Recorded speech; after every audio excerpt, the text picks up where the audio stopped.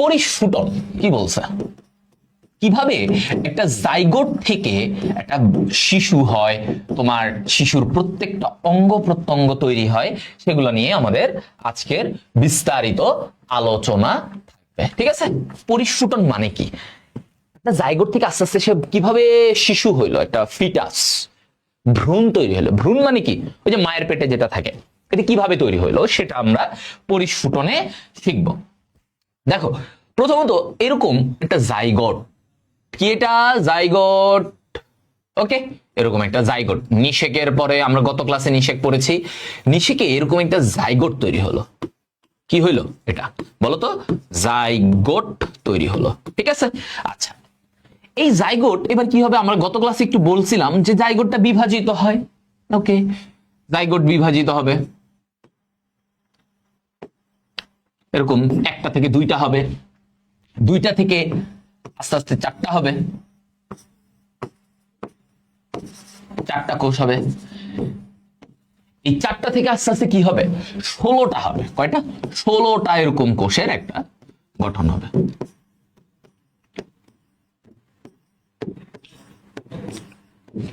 ঠিক আছে, এরকম গঠন হবে।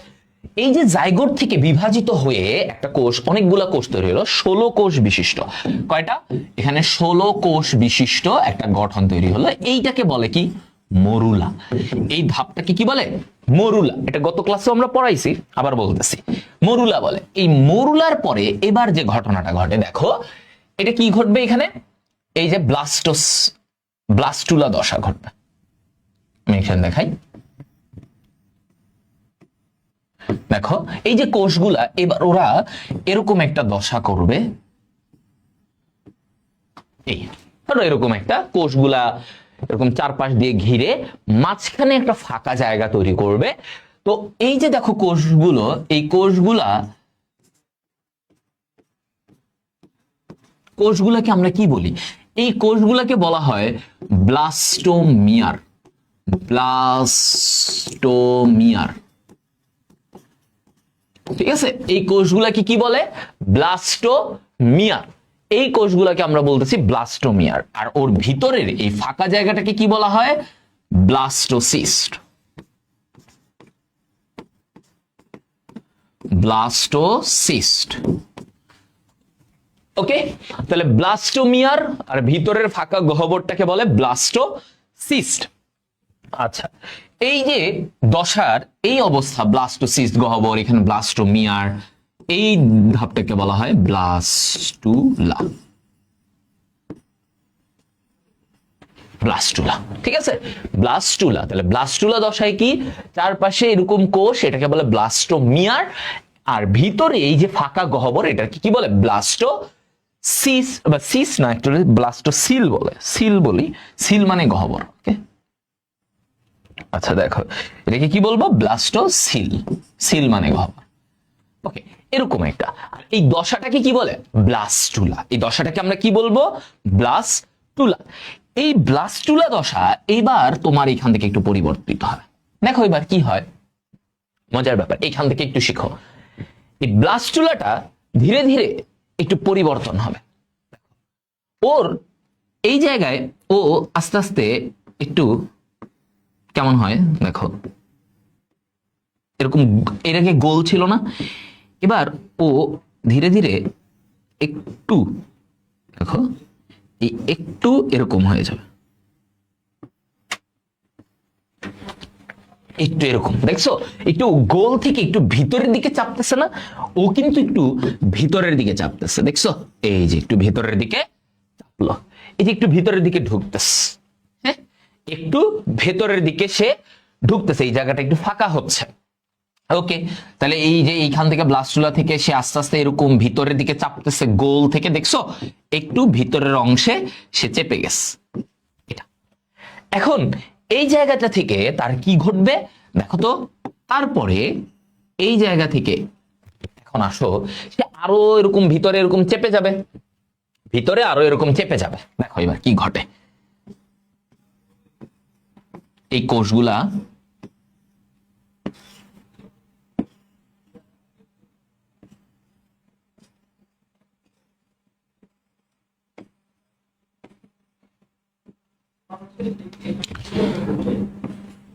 এই এখন তুমি বলতেছো ভাইয়া ওইটা থেকে এটা আরেকটু ভিতরে চেপে গেল না? চেপে গেছে।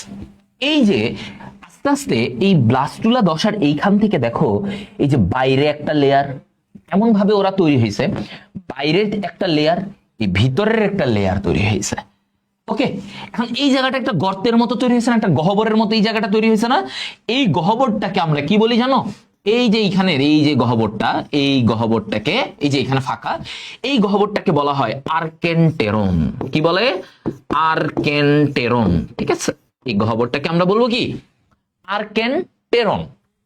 আচ্ছা, এখন এই গহ্বরটাকে আর্কেন্টেরন, এখানে একটা ছিদ্র, এই যে এইটার মুখে একটা ছিদ্র হয়েছে না? ধরো এইখানে একটা গহ্বর, এটার এখানে একটা ছিদ্র হয়েছে না? হ্যাঁ দেখো ছিদ্র, এই যে এরকম এখানে একটা ছিদ্রের মতো, যেটা এই গহ্বরের সাথে, এই ছিদ্রটাকে এইখানে, এই ছিদ্রটাকে আমরা কি বলি? এই যে এই ছিদ্রটাকে বলা হয় ব্লাস্টোপোর। কি বলে? ব্লাস্টোপোর। পোর মানে কি জানো? ইংরেজিতে পোর মানে কি বলো তো ভাইয়া? পোর মানে ছিদ্র।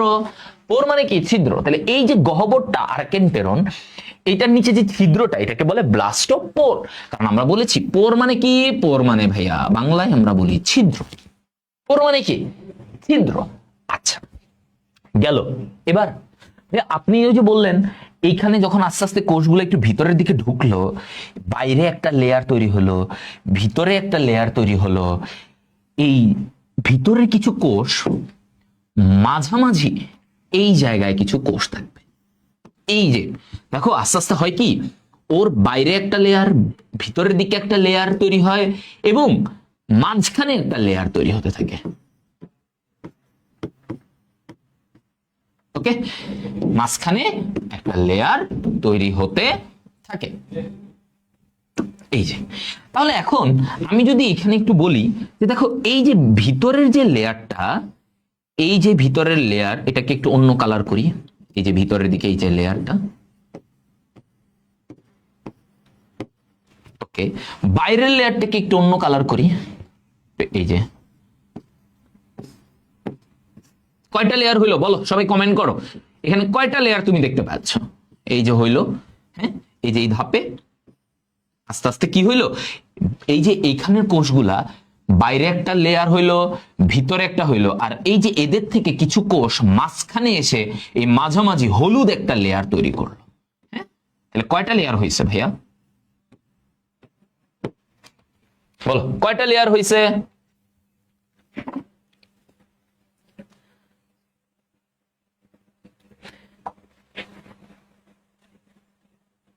দেখো 3। ভেরি গুড, হুমায়রা আঞ্জুম বলছে 3। 3টা লেয়ার হয়েছে। এখন 3টা লেয়ারকে কি বলে জানো? স্তর। এগুলো কি? স্তর। স্তর।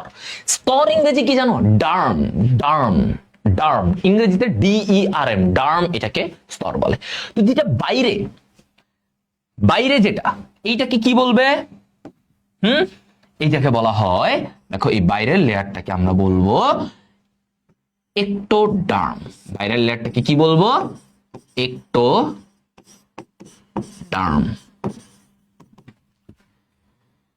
ভিতরের এই লেয়ারটাকে কি বলবো? ভিতরের লেয়ারটাকে আমরা বলবো এন্ডোডার্ম।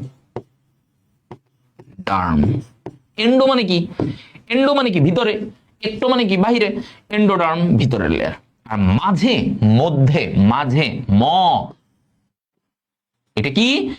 মেসোডার্ম। তাহলে মতে মধ্যে, মতে মেসোডার্ম। তাহলে দেখো প্রত্যেকটার ডার্ম শব্দটা আছে। ডার্ম কি? স্তর। এই যে এই ধাপটা, যেই ধাপে আমার 3টা স্তর তৈরি হলো, 3টা স্তর তৈরি হতে গেলে আমার এখানে একটা গহ্বর তৈরি হলো, এই যে ফাঁকা জায়গা, এই ফাঁকা জায়গাটাকে আমরা বলতেছি আর্কেন্টেরন। এই যে ফাঁকা জায়গা, এটাকে আর্কেন্টেরন। এটার নিচে দিয়ে একটা ছিদ্র থাকবে, এই ছিদ্রটা থাকে এরকম একটা গহ্বরের একটা ছিদ্র থাকে, এই ছিদ্রটাকে বলে ব্লাস্টোপোর। ওকে, এই যে পুরো ধাপটা, এই যে ব্লাস্টুলা থেকে এরকম একটা 3 স্তর বিশিষ্ট, কয়টা? 3টা স্তর বিশিষ্ট একটা যে ধাপ হলো, এই ধাপকে আমরা বলি কি? গ্যাস্ট্রুলা ধাপ। কি বলি? গ্যাস্ট্রুলা ধাপ। ভাইয়া এইটা, এইটা ওকে, তাহলে গ্যাস্ট্রুলা ধাপে আমার কি হয়, গ্যাস্ট্রুলা ধাপে আমার ফাইনালি কি হবে, এই যে তিনটা স্তর তৈরি হবে, তিনটা স্তর তৈরি হবে। ওকে,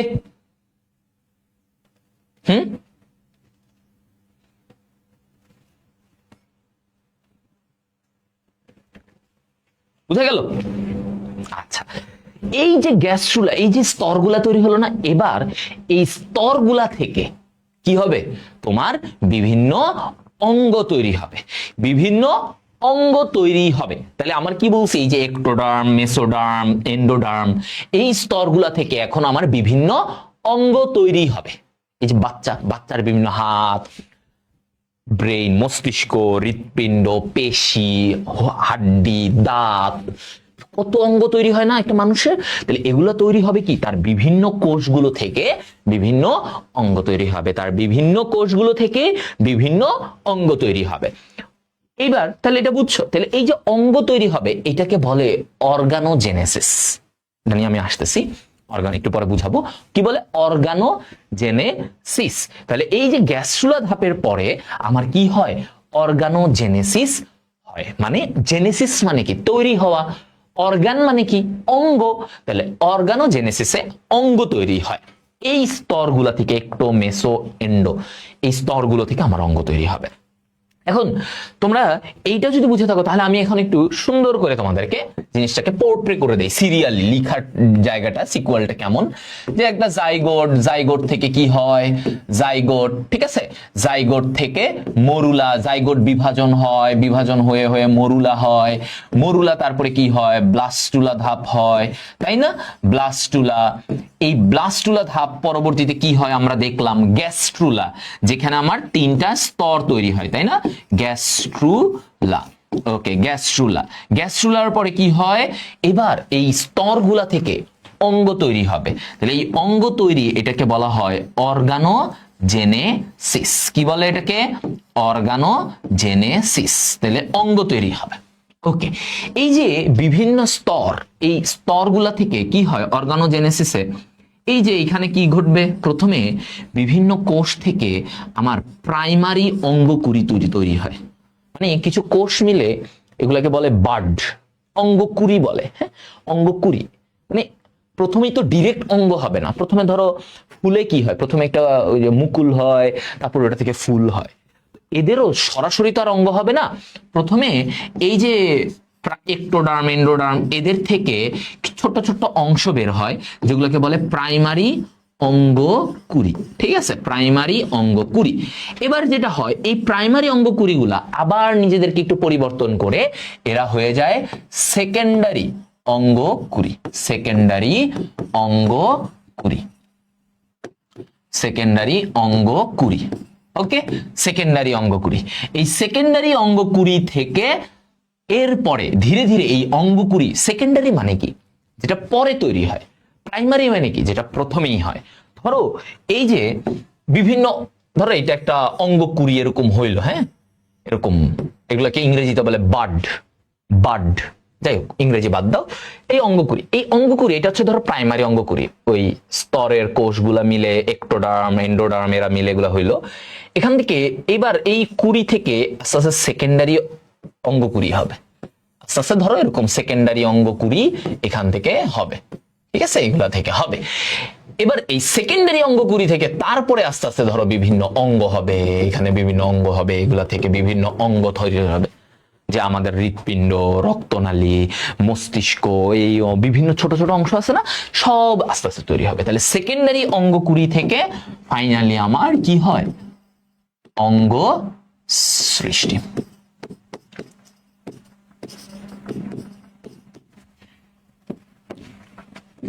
ওকে, এই তাহলে দেখছো, তাহলে আমাদের হয়ে গেছে না? তাহলে প্রথমে জাইগোট, এটা শিখো, মরুলা, তারপর এগুলো লিখার টাইমে এভাবেও লিখতে পারো, লিখে তারপর তুমি ব্যাখ্যা দিবা ভাইয়ার কথাগুলা। ভাইয়া তো অলরেডি তো তোমরা বুঝে গেছো। গ্যাস্ট্রুলা, অর্গানোজেনেসিস, প্রাইমারি অঙ্গকুড়ি, সেকেন্ডারি অঙ্গকুড়ি, অঙ্গ সৃষ্টি হবে। এইটা হচ্ছে তোমার টোটাল ধাপ। এইটা হচ্ছে যে তোমার টোটাল ধাপ কি কি হইল। যে আমার ওই যে স্তরগুলো তৈরি হয়েছে গ্যাস চুলায়, এই স্তরগুলা থেকে আমার বিভিন্ন অঙ্গ তৈরি হবে। তো প্রসেসটা কি? প্রক্রিয়া অর্গানোজেনেসিস শুরু হবে। তখন শুরু হয়েই প্রথমে প্রাইমারি অঙ্গকুড়ি তৈরি হলো, প্রাইমারি অঙ্গকুড়িগুলা থেকে আস্তে আস্তে বিভাজিত হয়ে সেকেন্ডারি অঙ্গকুড়ি, ওই সেকেন্ডারি অঙ্গকুড়ি থেকে আস্তে আস্তে একটা অঙ্গ তৈরি হয়। ধরো তোমার হাত, পা, মস্তিষ্ক, ফুসফুস, হৃৎপিণ্ড, কিডনি, পেটের যে পৌষ্টিক নালী, ক্ষুদ্রান্ত্র, বৃহদান্ত্র, যকৃত, অগ্নাশয়, নিচে তোমার জননাঙ্গ, পা, হ্যাঁ, ত্বক, ত্বক, চামড়া, সব তৈরি হবে এই প্রসেস অবলম্বন করে, এইভাবে ধাপ বাই ধাপ। ঠিক আছে, এই জিনিসটাই তোমাদের এগুলা সিকিউতে আসে। এইটাই কিন্তু ভাইয়া তোমাদের সিকিউতে এই জিনিসগুলো লাগবে, এইগুলা তোমাদের সিকিউতে আসে। ঠিক আছে, কি বলছি? এইগুলা সিকিউতে আসবে। ওকে, এগুলা সিকিউতে আসবে। দেখছো লেভেলিং গুলো দেখো। সব ভাইকে বলো।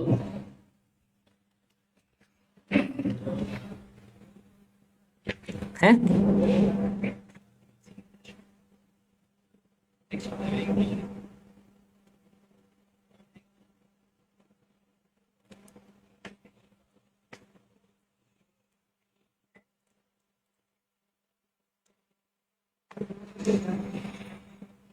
ওকে, তাহলে আমরা তিনটা লেয়ারের দেখলাম, একটোডার্ম, এন্ডোডার্ম এবং মেসোডার্ম।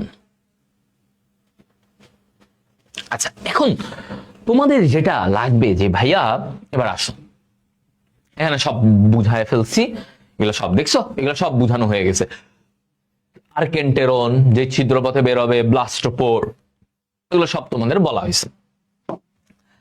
এখন মেইন কথা আসি, এই যে তিনটি ভ্রূণীয় স্তরের পরিণতি, হ্যাঁ, তিনটি ভ্রূণীয় স্তরের পরিণতি। এখানে দেখো একটোডার্মের পরিণতি, একটোডার্মের কি কি হয় আমরা এটা দেখব। হ্যাঁ, একটোডার্ম থেকে কি কি হয় দেখো। একটোডার্মের তিনটা অংশ বলছে, একটোডার্ম লেয়ারটা তিনটা অংশে ভাগ হয়। কি হয়? তিনটা অংশে সে ভাগ হয়। ওকে, তাহলে আমরা একটু দেখি তার তিনটা অংশ কি কি, একটোডার্মটা কি হয় এখান থেকে আমরা দেখব। ওকে, দেখো একটোডার্ম যেটা সবচেয়ে বাইরের স্তর, একটোডার্মটা কি? একটোডার্ম হচ্ছে বাইরের স্তর, তাই না? এটা সবচেয়ে বাইরের স্তর হচ্ছে একটোডার্ম। ওকে, এই যে একটোডার্মটা সবচেয়ে বাইরের স্তর, হ্যাঁ, এই একটোডার্ম থেকে কি হবে? হ্যাঁ, একটোডার্ম থেকে আমার কি হবে? একটোডার্মের তিনটা অংশ হয়। এটা একটা হচ্ছে সোমাটিক অংশ, সোমাটিক, ওকে, একটা হচ্ছে নিউরাল টিউব, কি বলে? নিউরাল টিউব বা নিউরাল নালী, নিউরাল নালী, তিনটা অংশ ওর ভাগ হয়। মানে এই একটোডার্ম থেকে তিনটা জিনিস তৈরি হবে, নিউরাল নালী এবং নিউরাল ক্রেস্ট, নিউরাল ক্রেস্ট। ওকে, এখন দেখো, হ্যাঁ, তোমার এই যে সোমাটিক, হ্যাঁ, সোমাটিক এইটা থেকে সবকিছুর আবরণ তৈরি হবে। তোমাদের বইয়ে দেখবা আছে সোমাটিক যে অংশটা, এটা থেকে সবকিছুর আবরণ, যেমন তোমার ত্বক তৈরি হবে, এই যে ত্বক, বাইরের ত্বক, সোমাটিক এটা থেকে ত্বক তৈরি হবে, তোমার চোখ তৈরি হবে, হ্যাঁ, তোমার কান, অন্তঃকর্ণ, কানের যে ভিতরের অংশটা অন্তঃকর্ণর, এগুলা তৈরি হবে। অন্তঃকরণের এই আবরণ, মুখের আবরণ, ঠিক আছে, বিভিন্ন চোখের এই যে বিভিন্ন কর্নিয়া, আইরিশ, বিভিন্ন অংশগুলা বাইরের, মানে সোমাটিক থেকে যে জিনিসগুলা তৈরি হবে সেটা হচ্ছে তোমার বাইরের অংশগুলা। ঠিক আছে, বাইরের অংশগুলা সব এইখান থেকে তৈরি হয়। আচ্ছা, সব বাইরের অংশ, এটা মাথায় রাখবা, সোমাটিক থেকে। নিউরাল নালী, নিউরো মানে মস্তিষ্কের সাথে কিছু একটা আছে, তাই না? নিউরো মানে কি? মস্তিষ্কের কিছু। নিউরাল নালী থেকে তোমার যেটা তৈরি হয় সেগুলো হচ্ছে মস্তিষ্ক, দেখো মস্তিষ্ক, তারপরে কি মস্তিষ্কের পরে তোমার সুষুম্না কাণ্ড, স্পাইনাল কর্ড, হ্যাঁ, সুষুম্না কাণ্ড, সুষুম্না কাণ্ড, ঠিক আছে। তাহলে মস্তিষ্ক, এদিক থেকে তোমার হচ্ছে সুষুম্না কাণ্ড, ঠিক আছে, এটা গেল। তারপরে কি? মস্তিষ্ক, সুষুম্না কাণ্ড, এরপরে এখান থেকে তোমার যাবে যে তোমার ওই যে স্নায়ুতন্ত্র বা চোখের ভিতরের রেটিনা, চোখের ভিতরের কি রেটিনা, এগুলা মানে ভিতরের দিকে, ভিতরে নিউরাল নালী কি ভিতরে, এই যে মস্তিষ্ক, ভিতরের মস্তিষ্ক, এখান থেকে নিচে দিয়ে গেছে কি সুষুম্না কাণ্ড, চোখের ভিতরে কি পাওয়া যায় রেটিনা, এগুলা নিউরাল নালী থেকে। আর নিউরাল যে ক্রেস্ট, ক্রেস্ট থেকে কি হয় মনে রাখবা গ্রন্থি, ক্রেস্ট থেকে কি হবে গ্রন্থি, মানে তোমার এই যে মস্তিষ্কের বিভিন্ন গ্রন্থি আছে, স্নায়ু গ্রন্থি, মানে তোমার পিটুইটারি গ্রন্থি আছে, তোমরা পড়েছো সমন্বয় চ্যাপ্টারে পড়ার কথা, স্নায়ু গ্রন্থি আছে, এটা তৈরি হবে। তারপরে কি তৈরি হবে বলো, স্নায়ু গ্রন্থি তৈরি হবে, এরপরে তৈরি হবে হচ্ছে অ্যাড্রেনাল গ্রন্থি, অ্যাড্রেনাল মেডুলা, অ্যাড্রেনাল গ্রন্থির দুইটা অংশ, অ্যাড্রেনাল মেডুলা এখানে তৈরি হবে, কি হবে অ্যাড্রেনাল মেডুলা তৈরি হবে। বলো কি প্রবলেম, চিত্র আপনার টাকলে হবে? হ্যাঁ আমার টাকলেই হবে। অঙ্গ সৃষ্টি হওয়ার পরেও কি প্রাইমারি অঙ্গকুড়ি থাকে? রেদওয়ান বলছো না, অঙ্গকুড়ি সৃষ্টি হওয়ার পরে প্রাইমারি অঙ্গকুড়ি আর থাকে না, ঠিক আছে, এটা আর থাকে না, মানে প্রাইমারি অঙ্গকুড়ি গুলাই তো ভেঙে সেকেন্ডারি হয়, ওইখান থেকে অঙ্গ, তো অঙ্গ যখন হয়ে যায় তখন আর এই কুড়িগুলা থাকে না, কারণ কুড়ি থেকেই তো অঙ্গ হয়, হয়ে গেলে কি আর ওটা থাকবে? কুড়ি তো থাকবে না, কুড়ি তো অঙ্গ হয়ে গেছে, বুঝছো, কুড়ি অঙ্গ হয়ে গেছে। আবার সিথি যদি বলছে ভাইয়া প্রি মেডিকেলে কি পুরো বই দাগায় পড়ানো হবে? অবশ্যই পুরো বই দাগায় পড়ানো হবে, একদম বই ধরে ধরে মেডিকেল স্টাইলে লাইন বাই লাইন পড়ানো হবে, বায়োলজি কেমিস্ট্রি ফিজিক্স সব, ঠিক আছে, হয়ে গেছে। আর কারো কোনো প্রশ্ন? রেদওয়ানের প্রশ্নের উত্তর দিছি, সিথি তোমার প্রশ্নের উত্তর দিয়ে দিছি, ওকে। এবার বলো এতটুকু সবাই বুঝছো যে তিনটা জিনিস একটোডার্ম থেকে তৈরি হবে, হ্যাঁ, সোমাটিক, নিউরাল নালী, নিউরাল ক্রেস্ট, তিনটা জিনিস, এইটুকু খালি একটু দেখে রাখবা যে তিনটা জিনিস আলাদা আলাদা, একটোডার্ম থেকে তিনটা অংশ তৈরি হয়, এই তিনটা অংশ থেকে আমার বিভিন্ন জিনিস তৈরি হবে। দেখছো আস্তে আস্তে দেখবা তুমি যে তোমার দেহের বিভিন্ন অংশ থেকে বিভিন্ন জিনিস হয়ে যাচ্ছে। ওকে, এখন ভাইয়া এগুলো মনে রাখবো কিভাবে? এটা একটা চিন্তার জায়গা, কি কি তৈরি হচ্ছে, হ্যাঁ এইটা মনে রাখবো কেমন, তাই না? এটা একটা আমাদের চিন্তা, চিন্তা থাকে। আচ্ছা আসো, দেখো, আচ্ছা এটা গেছে, এখন আমরা মনে রাখার জন্য একটোডার্ম থেকে কি কি তৈরি হয়, তোমরা বলো তো তোমাদের প্রবলেম আছে কিনা, নাহলে আবার আমি নেক্সটে চলে যাচ্ছি। তো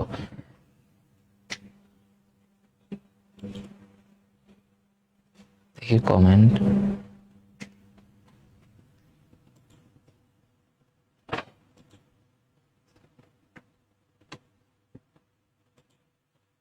চলে যাচ্ছি। তো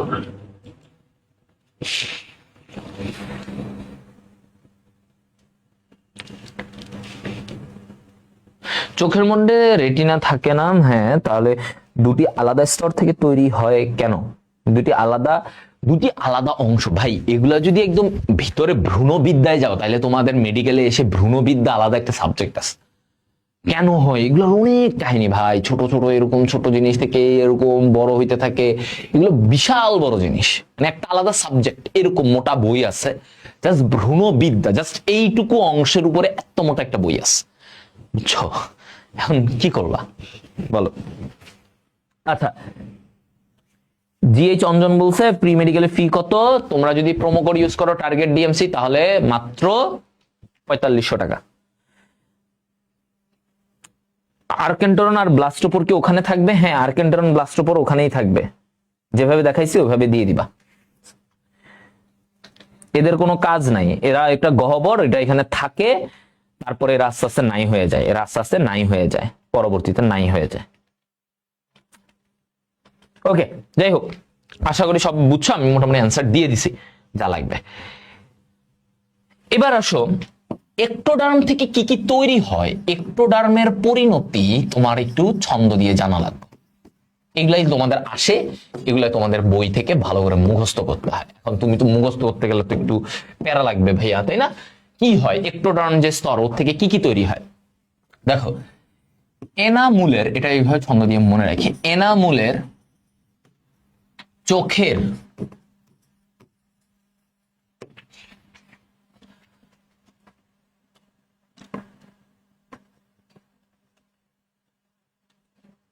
অপর স্নায়ুর, না চোখের, সরি বাইরের, চোখের বাইরের স্নায়ুর পাওয়ার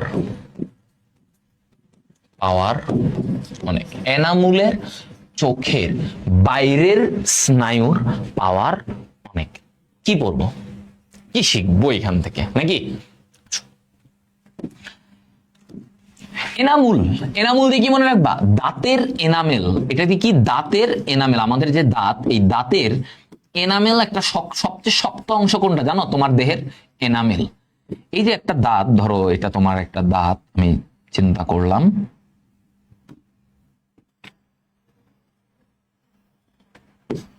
এরকম একটা দাঁত আছে, এই যে ব্লা সামথিং। এই যে দাঁত, এনামুলের চোখের অপটিক স্নায়ুর পাওয়ার অনেক। দাঁতের এনামেল, এই এনামেল যে বাইরের অংশটা, দাঁতের যে সবচেয়ে বাইরের অংশ, তাকে এনামেল বলে, শক্ত। এই এনামেলটা এক্টোডার্ম থেকে তৈরি হয়। এনামেল কোথা থেকে তৈরি হয়? হ্যাঁ, এটা থেকে তৈরি হয়। ঠিক আছে, এনামেল কোথা থেকে তৈরি হবে? এখান থেকে তৈরি হবে। এবার চোখ, তাহলে আমরা তো বলছি চোখ, চোখ তো কোথা থেকে তৈরি হয়? এখান থেকে। ওকে, গেল চোখ।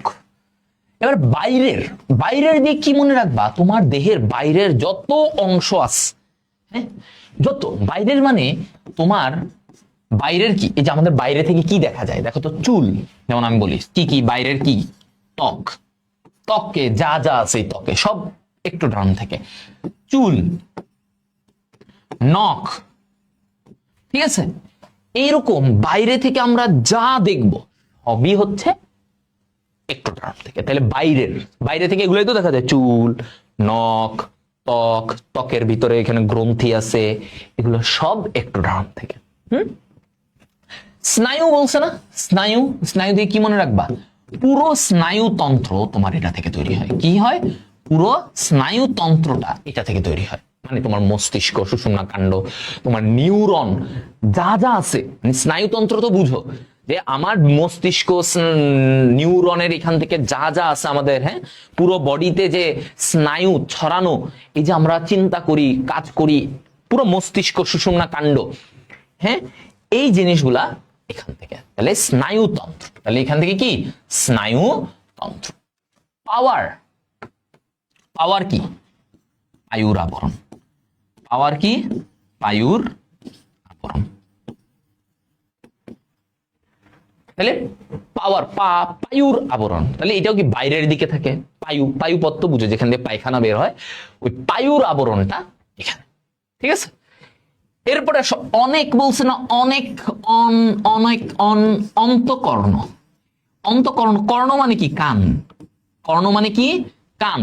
তাহলে এই যে কানের ভিতরে যেটা থাকে, মানে ভিতরের দিকে, এইটা না, এইটা না, ভিতরে যে অংশটা কানের, সেটাকে বলে অন্তকর্ণ। এই অন্তকর্ণটাও এক্টোডার্ম থেকে। অন্তকর্ণটাও কোথা থেকে? এক্টোডার্ম থেকে। তোমাদের বইয়ে কিন্তু এগুলো আছে, দেখবে একটা ছক করে আস, কোনটা থেকে কি কি তৈরি হয়েছে, এগুলো কিন্তু পরীক্ষায় আসে, এগুলো সিকিউতে আসে। সিকিউ প্লাস এমসিকিউ, যে তোমাকে দিবে এদের পরিণতিগুলো কি কি হয় বলো, লেখো, দেখি, বলো কি কি হয় এদের পরিণতি। তো এগুলো লাগবে, বুঝছো? বলো।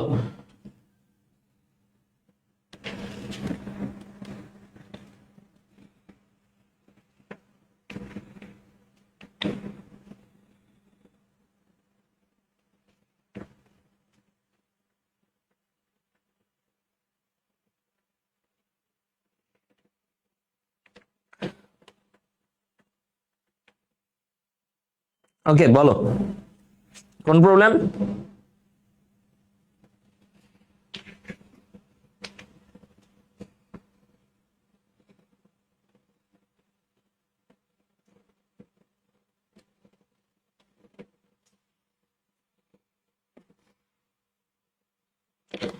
বলো তো।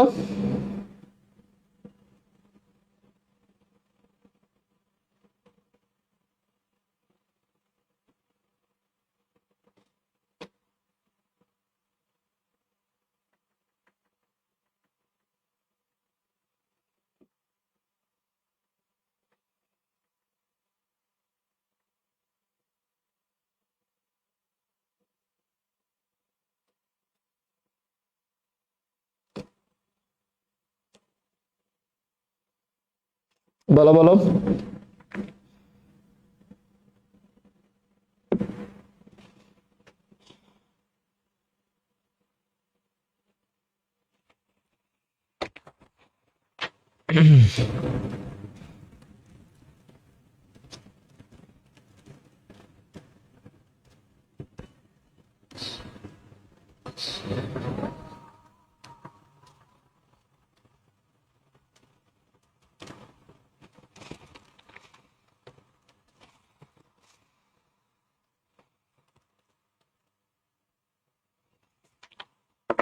গুড। অনেকটা আবার বলতে পারবেন, অনেক দিয়ে অনেক, অন্তকর্ণ, অন্তকর্ণ, ঠিক আছে, অনেক অন্তকর্ণ, ওকে। অন্তকর্ণ মানে কানের ভিতরে যেটা থাকে, কানের ভিতরে যেটা থাকে। প্রি মেডিকেলে কোনো ক্লাস শুরু হয় নাই ভাই, দেরি আছে। সেপ্টেম্বরের 15 তারিখ ওরিয়েন্টেশন, দেরি আছে প্রি মেডিকেলের ক্লাস শুরু হইতে। বাট তোমরা আগে আগে ভর্তি হবে, যারা আগে ভর্তি হবে তারা আগে বই পাবা, বুঝছো? যারা আগে ভর্তি হবে তারা আগে বই পাবা, সহজ কথা। আচ্ছা, একজন বলছে কর্ণকুহরের আবরণ কি? এগুলো তোমরা সমন্বয় চ্যাপ্টার পড়লে পারার কথা, পড়ো নাই। আগের চ্যাপ্টার 8 নম্বর চ্যাপ্টার পড়ো নাই। কর্ণকুহর হচ্ছে এই যে ভিতরে একটা নালী আছে না, এই যে কানের ভিতরে, দেখছো এই নালীটা? মনে রাখবা, যত কিছুর আবরণ সেখানেই একটোডার্ম, একটোডার্ম থেকে সবকিছুর আবরণ তৈরি হয়েছে। কি তৈরি হয়েছে? আবরণ। তাহলে এখান থেকে কি তৈরি হয়েছে? আবরণ। যত আবরণ, এইটার আবরণ, ওইটার আবরণ, সব একটোডার্ম থেকে। হ্যাঁ, একটোডার্ম থেকে। একটোডার্মটা বাইরে ছিল, মনে আছে? আমরা যখন শিখেছি একটোডার্মটা বাইরে ছিল, তো বাইরে থেকে তো আবরণই হবে, সব বাইরের জিনিস তৈরি হবে, সব বাইরের জিনিস তৈরি হবে। ওকে, হয়ে গেছে, এইটা বুঝছো সবাই? হ্যাঁ, এবার এবার আসো, এই যে দেখো এগুলো সব এখানে তোমাদের আছে, দেখছো?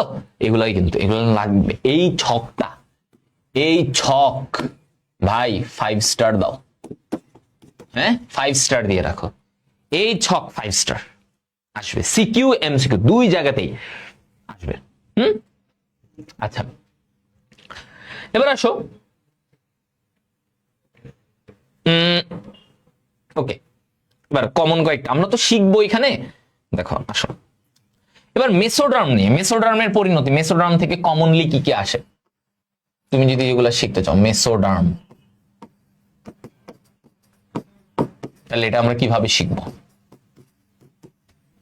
দেখো, মেসোডার্মে আমরা বলি, কিভাবে শিখি যে মেসোডার্ম মাঝখানে যে লেয়ারটা ছিল, মানে চিন্তা করবা ওর মাঝখানের সবকিছু মেসোডার্ম থেকে হবে।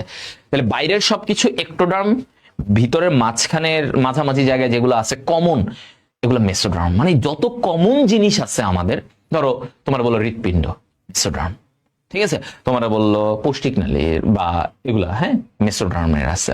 তোমাকে বললো পেশি, মেসোডার্ম, হাড্ডি, মেসোডার্ম, ঠিক আছে? তো মোটামুটি ম্যাক্সিমাম যে জিনিসগুলা সেগুলা মেসোডার্মের। দেখি আমরা এখানে, আমরা এইভাবেই একটু পড়বো যে এখান থেকে আমরা কি কি মনে রাখতে পারি। আচ্ছা, তোমার ডিউডেনামে, কি বলছি? তোমার ডিউডেনামে লম্বা পেরেক সংযোজন, লম্বা পেরেক সংযোজন। তোমার ডিউডেনামে লম্বা পেরেক সংযোজন, ঠিক আছে? এটা কি, কেন বললেন ভাই? এগুলো কেন বললেন? দেখো, ডিউডেনাম, ডে আছে না, ডে, ডার্মিস, কি আছে এখান থেকে? ডার্মিস। ডার্মিস কি আসে? ডার্মিস হচ্ছে, তুমি বলতে পারো ভাই ডতে বললেন ডার্মিস। ডার্মিস হচ্ছে ত্বকের, ত্বকের নিচের, আমাদের যে ত্বক, ত্বকের নিচের স্তর, এটা ডার্মিস বলে।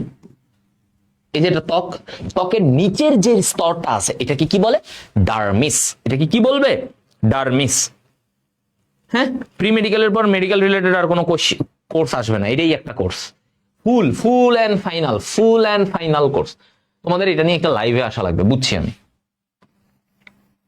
ওকে, এটা গেল ত্বকের নিচের স্তর। আচ্ছা, তারপরে আসো ডার্মিস গেল, এবার লম্বা, লম্বা কি বলছে? লম্বা ল ল লসিকা, আমাদের যে লসিকা তন্ত্র সেটাও এখান থেকে আসে, ঠিক আছে? লসিকা তন্ত্র, লসিকা তন্ত্র ওই যে রক্তের চ্যাপ্টারে পড়ছিলা, হ্যাঁ রক্তের চ্যাপ্টারে এগুলা পড়ছিলা, ওই জিনিসগুলা, ঠিক আছে? লসিকা তন্ত্র এখান থেকে আসবে। তারপরে আসো পেরেক, পে, পেতে কি? পেশি, পেশি এই যে মাসল, পেশি কোথা থেকে? মেসোডার্ম থেকে, পেশি মেসোডার্ম থেকে। রে, তোমার রেচন তন্ত্র, রেচন তন্ত্র, এই যে কিডনি এগুলা সব রেচন তন্ত্র, এগুলা সব কোথা থেকে? রেচন তন্ত্র, কিডনি, হ্যাঁ আছে না? এই অঙ্গগুলা সব তোমার মেসোডার্ম থেকে। কতে কি? কঙ্কাল তন্ত্র, হাড্ডি গুড্ডি যা আছে সব মেসোডার্ম, কঙ্কাল তন্ত্র। ওকে, হইল। সং, সংতে কি মনে রাখবা? সংবহন তন্ত্র মানে তোমার হৃৎপিণ্ড এগুলো সব সংবহন তন্ত্র, তোমার হার্ট এগুলো সব ওইখান থেকে, ঠিক আছে? সংবহন তন্ত্র, সংবহন তন্ত্র, হৃৎপিণ্ডর আশেপাশে যা আছে সব, রক্ত, রক্তনালী, হার্ট প্লাস ব্লাড ভেসেল মানে রক্তনালী, এগুলো সব কি ওর আন্ডারে, তাই না? সংবহন তন্ত্র পুরোটা এখান থেকে আসবে। ওকে, নেক্সট জোতে কি? যোজক টিস্যু, দেহে যত যোজক টিস্যু আছে কোথা থেকে আসে? আমরা জানি যোজক টিস্যু কি, এই যে আমাদের বিভিন্ন জায়গায় থাকে, ত্বকের নিচে যোজক টিস্যু, বিভিন্ন অঙ্গের এখানে যোজক টিস্যু থাকে, হ্যাঁ যোজক টিস্যু, এই যোজক টিস্যু এখান থেকে। জননের, জননতন্ত্র, তোমার যেমন শুক্রাশয়, ডিম্বাশয় এগুলা সব কোথা থেকে আসে? হ্যাঁ এখান থেকে, শুক্রাশয় প্লাস ডিম্বাশয় এগুলা সব মেসোডার্ম থেকে, দেখছো এই কথাগুলো। তাহলে তোমার ডিউডেনামে লম্বা পেরেক সংযোজন, এটার মাধ্যমে আমরা যেটা বলতেছি, আমরা এই জিনিসগুলাকে ফুললি শিখতেছি, ফুললি শিখলাম। দেখো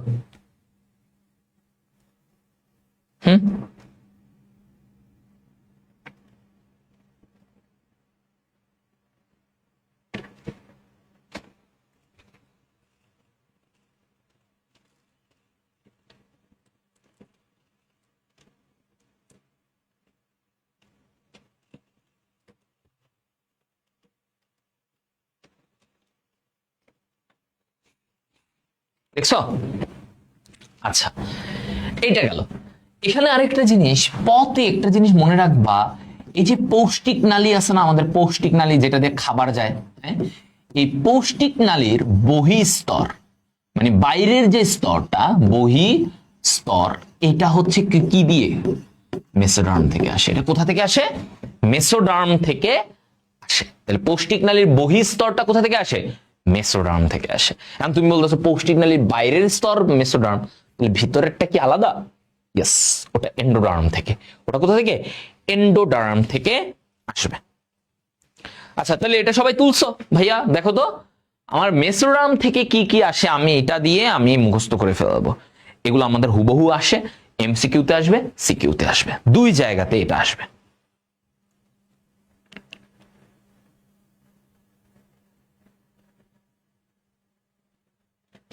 বলো।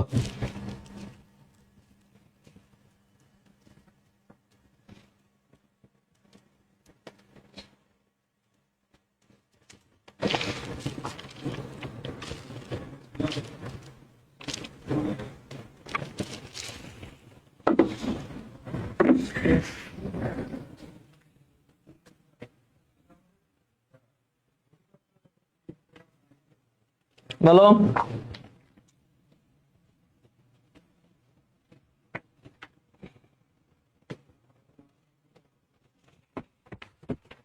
ক্লিয়ার?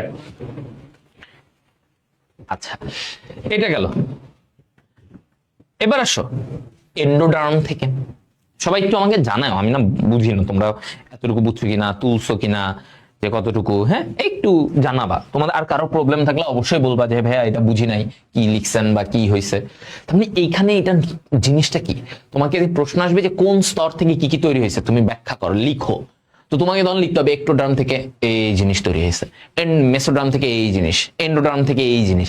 এখন এইটাকে সহজে মনে রাখবা কেমনে? কিছু ছন্দ দিলে একটু হয়তো আমাদের মনে রাখা, আমরা এইভাবে মনে রাখতাম যে এটা দিয়ে এমনি।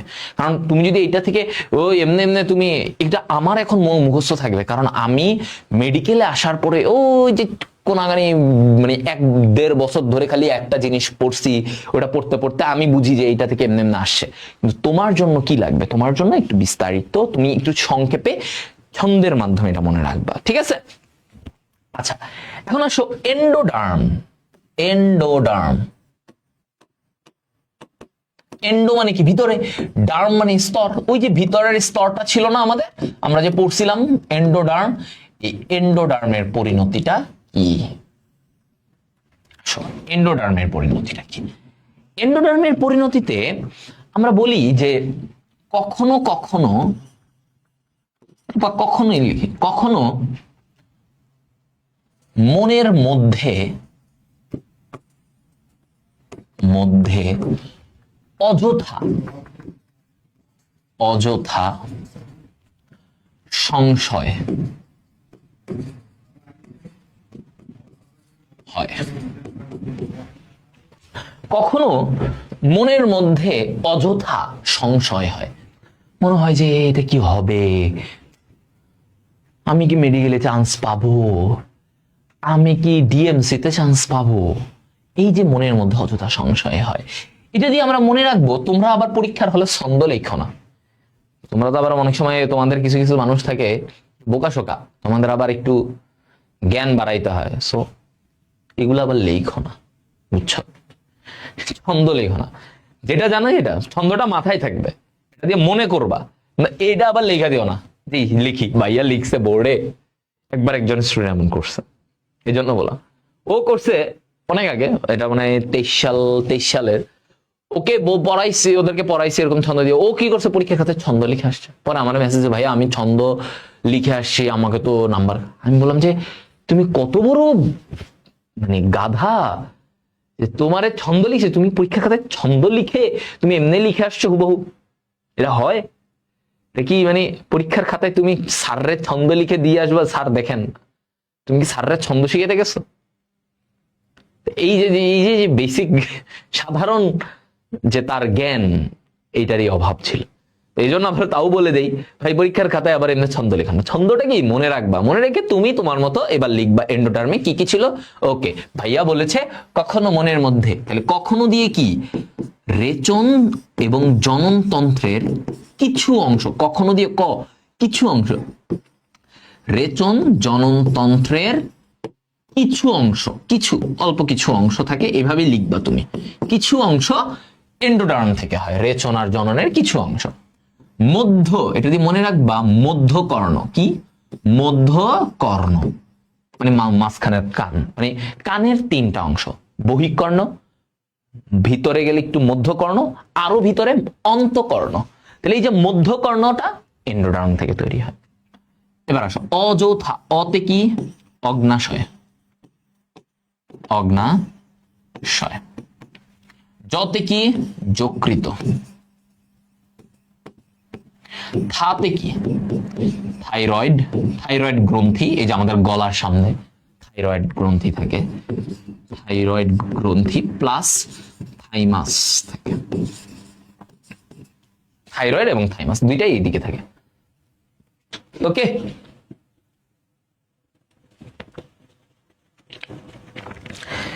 মনে থাকবে? আচ্ছা, ওকে। তো এগুলা তাহলে দেখো, অগ্নাশয়, এই যে বাম পাশে আমাদের অগ্নাশয় গ্রন্থি থাকে, এদিকে যকৃত থাকে, থাইরয়েড, থাইরয়েড থাইমাস এগুলো থাকে। সংশয়, এই সতে শ্বসনতন্ত্র, এই যে আমাদের নাকের এখান থেকে শ্বাসনালী, তারপরে হচ্ছে যে তোমার ব্রঙ্কাস, ফুসফুস, মানে পুরো শ্বসনতন্ত্র, যেটা আমাদের বাতাস পরিবহন তন্ত্রে বাতাস পরিবহনে সাহায্য করে, ফুসফুস, ব্রঙ্কাস, শ্বাসনালী, স্বরযন্ত্র, নাক, এই যে পুরো শ্বসনতন্ত্রটা অন্তঃকর্ণ থেকে তৈরি হয়।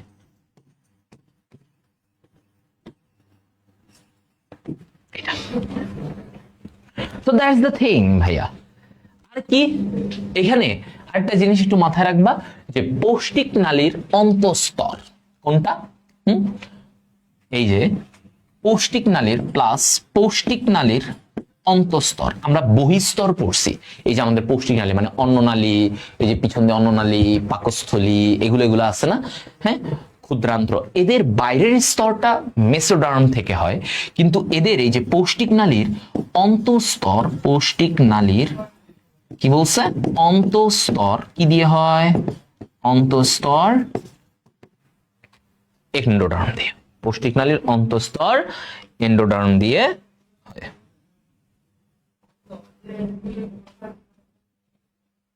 ওকে, দেখো দেখছো,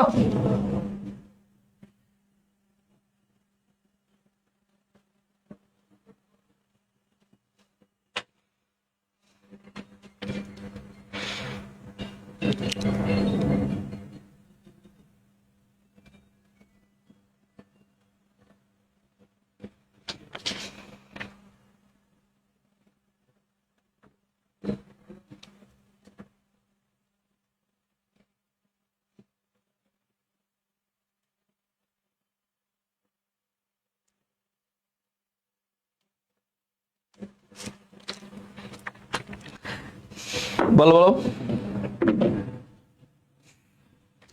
গেছে? তাহলে আমরা কি তিনটা স্তর, এক্টোডার্ম, এন্ডোডার্ম, মেসোডার্ম, হ্যাঁ, তিনটা স্তরের সব কি শিখছি? বলো। এখন এখান থেকে ঝামেলা থাকলে ভাইয়া আর কি করব, ভাই মরে যাব, ঠিক আছে?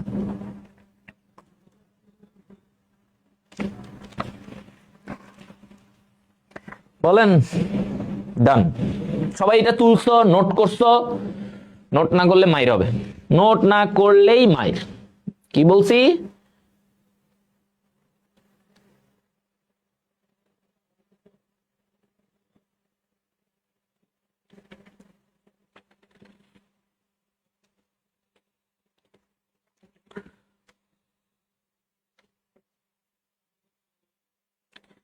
বলো,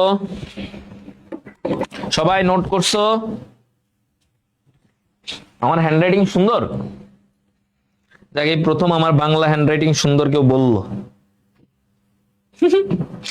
ভাইয়া সবসময় ইংলিশ ভার্সনে পড়ছি, মানে আমি ক্যাডেট কলেজে পড়ছি যেখানে ইংলিশে সব পড়ানো হয়। তো আমি যখন শুরুর দিকে পড়াইতাম তখন আমার আসলে বাংলা মানে বাংলায় লিখতে আমার অনেক কষ্ট হইতো, এবং বিশ্বাস করবা কিনা জানি না, আমার বাংলায় কথা বলতে কষ্ট হতো। এরপর আস্তে আস্তে ঠিক হয়েছে।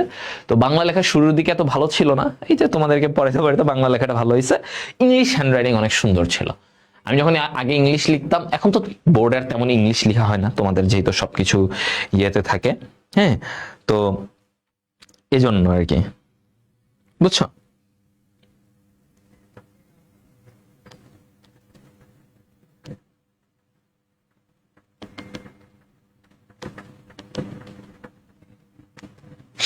আচ্ছা, সবাই তুলছো নোট?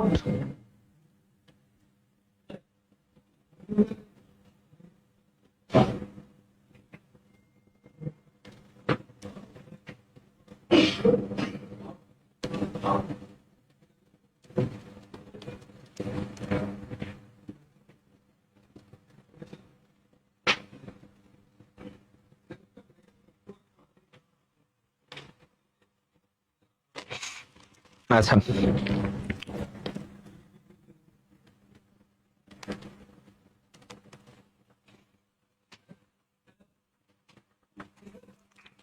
গুড।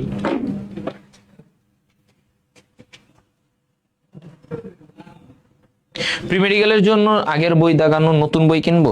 এখন নতুন বই লাগবে না তোমার, নতুন বই আসলে বায়োলজিটা একটু চেঞ্জ করে, সো নতুন বইটা কিনবা ইয়েতে, তোমরা নতুন বইটা অ্যাডমিশন টাইমে কিনবা, তোমাদের অ্যাডমিশন টাইম আসলে, এখন কেনার দরকার নাই। আমাদের পিডিএফ পড়ো, যাই বই আছে সেটা পড়ো। আর আর কি প্রশ্ন? আচ্ছা, তাহমিনা বলছে থ্যাংক ইউ। আচ্ছা, ও আচ্ছা, হয়েছে, গুড, লিখছো, ওকে, গুড, ডান। হ্যাঁ, ওকে,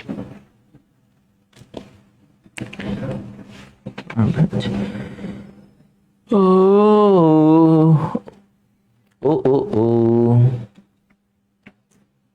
আচ্ছা, তাহলে আমাদের একটা বড় পার্ট শেষ আসলে। হ্যাঁ, আমাদের একটা বড় পার্ট শেষ। এবার আসো, এই জায়গায় কি করবো, এগুলা কখনো পরীক্ষায় আসবে না, এগুলা কিছু দেয় না তোমাদের। এখানে জিনিসটা কি, জাস্ট একটা ব্যাখ্যা দিছে যে আসলে ধীরে ধীরে কি পরিবর্তন হয়, মানে একটু রিডিং দিয়ে তুমি আইডিয়া রাখা, এটা থেকে তোমাদের কিছু দিবে না, কখনোই কোনো রিটেনে আসে নাই, আমি দেখি নাই কখনো আসতে। এটাতে কি দেখো, গর্ভকালীন অষ্টম সপ্তাহে শিশুকে ভ্রূণ এবং এরপর থেকে ভূমিষ্ঠ হওয়ার পূর্ব পর্যন্ত শিশুকে ফিটাস বলে। এটা আমি তোমাদেরকে বলছিলাম যে একটা অষ্টম সপ্তাহের পরে ওকে ভ্রূণ এবং এরপর থেকে ওকে ফিটাস বলা হয় আর কি, ফিটাস নামটা বলা হয়। আচ্ছা, মাতৃগর্ভে শিশু প্রায় কয় মাস থাকে? 9 মাস থাকে। এখন দেখো তার গ্র্যাজুয়াল পরিবর্তনটা নিয়ে এখানে একটা কথা বলছে। হ্যাঁ, গ্র্যাজুয়াল পরিবর্তন, যেমন বলছে যে প্রথম সপ্তাহে এগুলো হয়, দ্বিতীয় সপ্তাহে এগুলো তেমন কিছু ইম্পর্টেন্ট না, এগুলো কোনো কিছু ইম্পর্টেন্ট না, ঠিক আছে। চতুর্থ সপ্তাহে এখানে তার হৃৎপিণ্ড এটা তৈরি হওয়া শুরু করে, একটু দেখবা এগুলো এমসিকিউতে একটু দেখে যাবা, ঠিক আছে।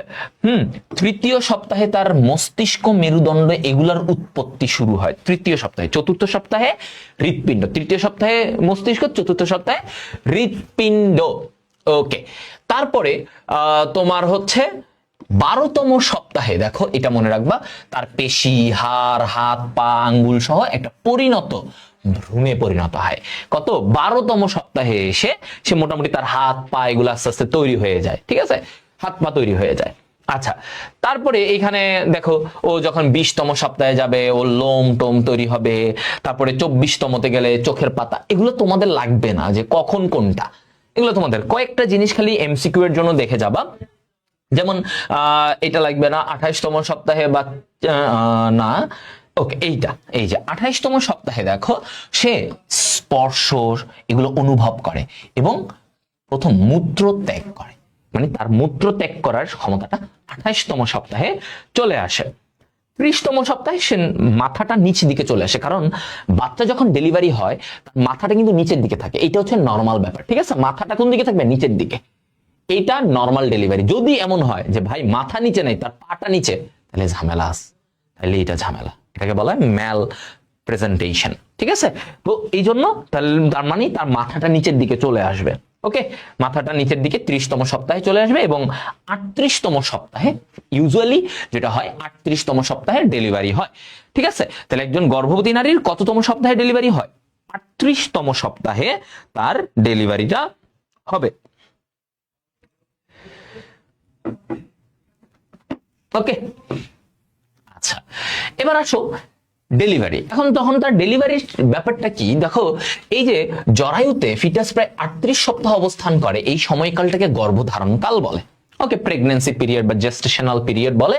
হ্যাঁ, তো অনেক সময় আমরা বলি 40 সপ্তাহ, 38 সপ্তাহের সাথে 2 সপ্তাহ যোগ করে আমরা একটা ডেট ফিক্স করি, যেটাকে বলা হয় EDD, expected date of delivery. দেখবা যদি কারো বাসায় এমন কখনো দেখো, কারো আত্মীয় বা ভাই বোন যাদের বাচ্চা হইছে বা হবে, দেখবা ডাক্তার তাকে একটা ইডিডি বলে, এক্সপেক্টেড ডেট অফ ডেলিভারি, যে অমুক দিনে বাচ্চা হতে পারে, তার মানে ওই দিন বা তার কিছুদিন আগেও বাচ্চার ডেলিভারি হবে, ঠিক আছে। এর থেকে যদি অনেক, ধরো এক্সপেক্টেড ডেট অফ ডেলিভারি দেওয়া হলো সেপ্টেম্বরের 1 তারিখ, এখন তার ডেলিভারি যদি হয়ে যায় ধরো জুলাইয়ের দিকে, তার মানে এখানে ঝামেলা হবে, আগে অনেক আগে হওয়া যাবে না, কিছুদিন এদিক সেদিক হতে পারে, বাট বেশি যদি আগে হয়ে যায় তখন এটা বাচ্চা মানে তোমার হচ্ছে গ্রোথটা হয় না।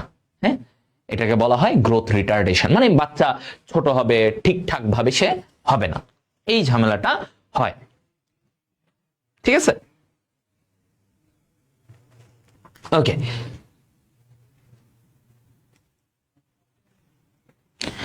সব পড়বা না, এমসিকিউ এর জন্য ভাইয়া যেই লাইনগুলো দাগাই দিচ্ছে ওগুলাই পড়বা। ভাইয়াদের কথাটা বুঝো না, ভাইয়ারা যেগুলো ক্লাসে দাগাই দিব ওগুলাই পড়বা। বই দাগানো বইয়ের পিডিএফ তো আছেই, তার বাইরে যদি আমি কিছু দাগাই দিই সেগুলো একটু দেখে যাবা, শেষ। আর মূলত এই দাগানো লাইনগুলো পড়লেই হয়ে যায় আসলে, বুঝছো? দেখানো লাইনগুলো পড়লে হয়। আচ্ছা, 40তম সপ্তাহে জরায়ুর সংকোচন ঘটে। সংকোচনটা কে ঘটায়? এই অক্সিটোসিন হরমোন থাকে, যেটা তোমার মস্তিষ্ক থেকে এবং অমরা থেকে প্রোস্টাগ্ল্যান্ডিন, এই যে হরমোনগুলা, অক্সিটোসিন কি মস্তিষ্ক থেকে আসে, এই হরমোনগুলা কি করে জরায়ুতে বাচ্চাটাকে চাপ দেয়, চাপ দিলে মাথা থেকে বাচ্চার মাথাটা নিচ দিয়ে বের হয়ে আসে। তো দেখো 3টি ধাপে সংঘটিত হয়। কি বলছে? জরায়ু মুখ তখন 10 সেন্টিমিটার পর্যন্ত প্রসারিত হয়। জরায়ুর যে মুখটা কি, এই যে দেখো এরকম ছিল জরায়ু, এটা জরায়ুর, ঠিক আছে? এই জরায়ুর মুখটা কি এই যে এইদিকে এইভাবে করে আসে, তাই না? এই যে এইটা হচ্ছে জরায়ু মুখ। এই মুখটা কি বলছে কতটুকু? 10 সেন্টিমিটার প্রসারিত হয়, কারণ তোমার বাচ্চাটা তো এইখানে, তাই না? এই যে ধরো বাচ্চার মাথাটা তো এইদিকে, তাই না? তো ধরো বাচ্চার মাথাটা এইদিকে, তো এই যে মাথাটা এখান দিয়ে বের হওয়ার জন্য তার এই যে জরায়ু মুখ, এটা কি জরায়ু মুখ? হ্যাঁ, এটা হচ্ছে জরায়ু মুখ, ঠিক আছে? জরায়ু মুখ, এই জরায়ু মুখটা প্রসারিত হবে, তাহলেই তো বাচ্চাটা বের হবে। তাহলে প্রথম কাজটা হয় কি, জরায়ু মুখ প্রসারিত হয় 10 সেন্টিমিটার পর্যন্ত। ফিটাস জরায়ু থেকে বাইরে আসবে। ফিটাসটা কি হবে? এটা যখন প্রসারিত হবে আর এই দিক দিয়ে জরায়ুর উপরে চাপ দেওয়া হবে, সংকোচন করা হবে, এই দিক দিয়ে চাপ দেওয়া হয়, তখন বাচ্চাটা এই জরায়ু মুখ দিয়ে বের হয়। ওকে, তখন কি হয়? একই সাথে বাচ্চার সাথে ওই যে অমরা, বাচ্চার চারপাশে যে অমরা, গত ক্লাসে পড়াইছি, একটা খোলস, বাচ্চার চারপাশে একটা খোলস থাকে, এই অমরা এবং আম্বিলিকাল কর্ড, এটা ফিটাস থেকে তোমার বের হয়ে যায়, একসাথে বাইরে নিক্ষিপ্ত হয়। ওই যে বাচ্চা বের হলে কি, বাচ্চার সাথে যে অমরাটা ছিল এবং ওই যে অমরার সাথে একটা পড়াইছি না গত ক্লাসে, নাভির সাথে একটা কর্ড ছিল, আম্বিলিকাল কর্ড বলে, তাই না? পড়াইছি গত ক্লাসে। এই জিনিসটা একসাথে বের হয়ে আসে, পুরোটা বের হয়ে আসবে। তারপরে ডাক্তার নাভির ওইটা কেটে দেয়, কেটে তারপরে বাকি সব হয়। ওকে, এটা গেল। তাহলে এই জিনিসগুলা ডেলিভারির টাইমে এই ঘটনাগুলো ঘটে, এটা একটু ভালো করে মনে রাখবা। এগুলো এমসিকিউ রিটেনে আসে না, এমসিকিউ এখন যেগুলো পড়াবো এগুলো এমসিকিউ ভাইয়া বলে দিচ্ছি। হ্যাঁ, এমসিকিউতে বা তোমার ক এগুলোতে আসে, গ ঘ সৃজনশীলে এত বেশি এগুলো আসে না। যেগুলো আসবে যেমন পরিস্ফুটন আসবে, আমি বলছি, এরপরে ওই যে ভ্রূণ স্তরের পরিণতি, এগুলো আসে, এগুলো ভাইয়া বলে দিস। ওকে, ওগুলা ভালো করে মুখস্থ করবা সিকিউ এর জন্য। আর ওভারঅল এমসিকিউ যদি বলে, এগুলা তো এমসিকিউ পুরো বইয়ের, মানে তুমি সিকিউ এর জন্য যা পড়বা ওটাও থেকেও এমসিকিউ আসবে। আর আলাদাভাবে যেমন ধরো এই টপিক, এখান থেকে সিকিউ আসে না, এমসিকিউ আসবে। মানে ওভারঅল পুরো বইয়ের যে কোনো জায়গা থেকে তোমার এমসিকিউ আসতে পারে, বাট সিকিউ লিমিটেড কয়েকটা জায়গা থেকেই আসবে, কয়েকটা জায়গায় ঘুরে ফিরে এগুলাই দিবে। যেমন এইটা তোমার সিকিউতে আসলে দেওয়ার মতো কিছু না। আচ্ছা, এখন দেখো যমজ শিশু কি হয়, অভিন্ন যমজ আর ভিন্ন যমজ। হ্যাঁ, অভিন্ন যমজ আর ভিন্ন যমজ, দেখছো?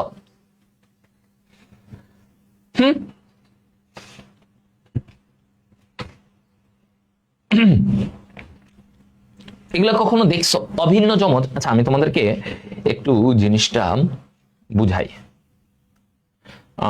অভিন্ন, আচ্ছা এখানে আলাদা করে বুঝাই দেয়, নাহলে একটু ঝামেলা হবে। অভিন্ন যমজ, অভিন্ন মানে কি সেম, একদম হুবহু দেখতে। কখনো যমজ দুই রকমের দেখা যায়, আমরা দেখছি অভিন্ন যমজ, আরেকটা হচ্ছে ভিন্ন যমজ। অভিন্ন যমজ আরেকটা কি ভিন্ন যমজ।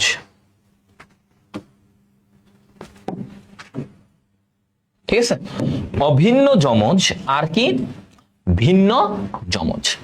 আচ্ছা বলো তো অভিন্ন যমজ কি? অভিন্ন মানে দেখতে একই রকম।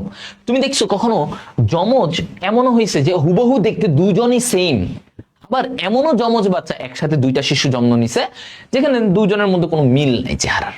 ধরো একটা ছেলে একটা মেয়ে হয়েছে, তার একই সাথে কারোর সাথে কারো মিল নাই, ওদেরকে বলে ভিন্ন যমজ। অভিন্ন যমজ কি? এরা একই রকম হবে দেখতে এবং একই লিঙ্গের হবে, অর্থাৎ দুইটা মেয়ে অথবা দুইটা ছেলে একই সাথে হয়েছে, দুইটা ছেলে একদম দেখতে সেম, এদেরকে বলে অভিন্ন যমজ। আর যারা একটু দেখতে আলাদা, বিভিন্ন লিঙ্গের হইতে পারে, হ্যাঁ মানে ছেলে মেয়ে বাট দেখতে আলাদা আলাদা, তাদেরকে বলে ভিন্ন যমজ। ওকে, এখন অভিন্ন যমজে ঘটনাটা কি ঘটে? অভিন্ন যমজে যেটা, যে ওদের কেন অভিন্ন, যে ওদের একটা জাইগোট, জাইগোট কয়টা? জাইগোট একটি। এখন এই একটা জাইগোট কি হয়, একটা জাইগোট থেকে দুইটা আলাদা আলাদা কোষ হয়। মানে জাইগোট পরবর্তীতে, এটা একটু ব্যতিক্রমী ঘটনা, স্বাভাবিক, এগুলো তো সচরাচর হয় না, সাধারণত একটা জাইগোট থেকে একটাই বাচ্চা হয়। তো কোনো কারণে জাইগোট একটা থেকে যদি তোমার দুইটি আলাদা আলাদা কোষ হয়, দুইটা আলাদা জাইগোট কোনো কারণে ভাগ হয়ে দুইটা সেপারেট হয়ে গেল, দুইটা আলাদা জাইগোট হয়ে গেল, মানে একটা জাইগোট থেকে এটা ভেঙে দুইটা, এবার ওই দুইটা থেকে প্রত্যেকটা থেকে আলাদা একটা ভ্রূণ তৈরি হলো, এইটা থেকে আবার আলাদা একটা ভ্রূণ তৈরি হলো। এই ধরনের ঘটনাকে আমরা কি বলি? অভিন্ন যমজ। মানে দুজন কিন্তু সেম, ওরা একই লিঙ্গ হবে, একই লিঙ্গ ও একই রকম, প্লাস একই রকম,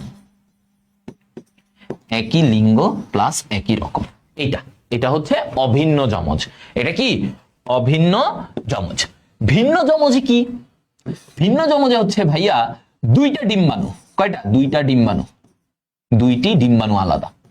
ধরো একটা নারীর এমন হয়েছে দুইটা ডিম্বাণু হয়েছে কোনো কারণে, এটা বললাম তো এগুলো ব্যতিক্রমী, সচরাচর ঘটনা না, হ্যাঁ ব্যতিক্রমী, মানে হঠাৎ যে কোনো হইতে পারে। দুইটা ডিম্বাণু হয়েছে তার, এখন তার দুইটা ডিম্বাণু থেকে দুইটা শুক্রাণু, তাকে যখন যৌন মিলন হয়েছে তার দুইটা শুক্রাণু, তাহলে ওর দুইটা ডিম্বাণু থেকে আলটিমেটলি জাইগোট কয়টা? দুইটা। এখানে একটা জাইগোট, আবার এই ডিম্বাণু থেকে এখানে আরেকটা জাইগোট, তাহলে জাইগোট কয়টা হইলো? দুইটা। বুঝছো? তাহলে একই জাইগোট থেকে যদি দুইটা বাচ্চা হয় তাহলে এটাকে অভিন্ন যমজ। আর যদি দুইটা আলাদা আলাদা জাইগোট থেকে এবার এদের ভ্রূণ হইল, তাহলে এটাকে আমরা কি বলি? এটাকে আমরা বলি ভিন্ন যমজ। এটাকে কি বলে? ভিন্ন যমজ। এবং দেখবা এরা দুজন দুই রকমের হবে, দুই রকমের এবং ভিন্ন লিঙ্গ। আমার খালাতো ভাই আছে, আমার খালাতো ভাই বোন, আমার ছোট খালা, তার এরকম ভিন্ন যমজ হয়েছে, মানে তার একই যমজ সন্তান হয়েছে, কিন্তু একজন ছেলে একজন মেয়ে, দুজনের কারোর সাথে কারো মিল নেই। মেয়েটা একদম ফর্সা, ছেলেটা আর কি শ্যামলা বর্ণের, মানে কোনো মিল নেই। বাট যারা এই অভিন্ন যমজ তাদের দেখবে স্কিন কালার, গায়ের রং, উচ্চতা, চেহারা, চোখ সব সেম থাকে। তো এই হচ্ছে ব্যাপার।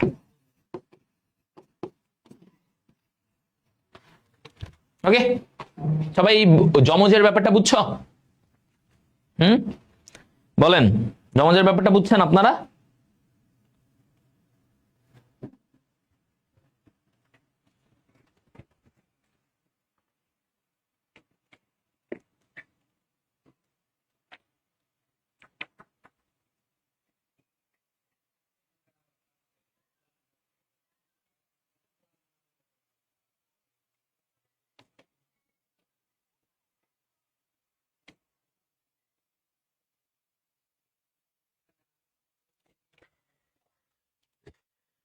ক্লিয়ার? গুড, ক্লিয়ার ভাইয়া। ওকে, সবাই দেখছো? হয়ে গেছে না আমাদের? ডান, গুড, ইজি করে বলাই দিছি। এখন দেখো চিকিৎসা সংক্রান্ত কিছু ব্যাপার, এটা লেস ইম্পর্টেন্ট, এগুলা তাও একটু বলে দিই, জাস্ট কি কি কথা। চিকিৎসা সংক্রান্ত পরিচর্যা, এখানে একটা জিনিস তোমাদের ইম্পর্টেন্ট। দেখবা যখন একজন নারী গর্ভাবস্থায় থাকবে, তার মোট চারবার তার মাস্ট কমপক্ষে, মানে এটা কি দেখো, কমপক্ষে 4টা ডাক্তারি ভিজিট দরকার। ডাক্তারের কাছে সে 4বার মাস্ট যাবে, এর বেশি অবশ্যই যাওয়া উচিত, অনেক ধাপ আছে, আমি 4বার মাস্ট। মাস্ট সেটা কখন? 0 থেকে 16তম সপ্তাহে একবার যেতে হবে, এর মাঝখানে যে কোনো একবার যাইতে হবে। প্রথমে গিয়েই আলট্রাসোনোগ্রাম করানো হয়, এগুলো দেখানো হয়। 24 থেকে 28 সপ্তাহের মধ্যে তখন আরেকবার যাইতে হবে। 32 সপ্তাহে একবার, 36 সপ্তাহের পরে আরেকবার যাওয়া। ঠিক আছে, এইটা তাহলে কমপক্ষে 4টি ডাক্তার ভিজিট। এটা গেল। এরপরে বলছে 36 সপ্তাহের পর থেকে প্রসব না হওয়া পর্যন্ত প্রতি সপ্তাহে একবার করে যেতে হবে, প্রতি সপ্তাহে একবার করে যেতে হবে। তার মানে 4বার কমপক্ষে, কখন? 0তম 16তে একবার, 24 থেকে 28-এর মধ্যে একবার, 32 একবার, 36 সপ্তাহে আরেকবার, 4টা হইল কমপক্ষে, এটা যাইতেই হবে। আর এরপরে 36 সপ্তাহ থেকে ডেলিভারি যখন হবে, ধরো যে কোনো টাইমে ডেলিভারি হতে পারে, 36 সপ্তাহের পরে 37, 38 যে কোনো টাইমে ডেলিভারি হইতেও পারে। তো এই জন্য প্রতি সপ্তাহে একবার করে ওই ডাক্তারের নিকট যাওয়া উচিত। ঠিক আছে, এই কথাগুলাই তোমার এই জায়গায় বলে দিছে।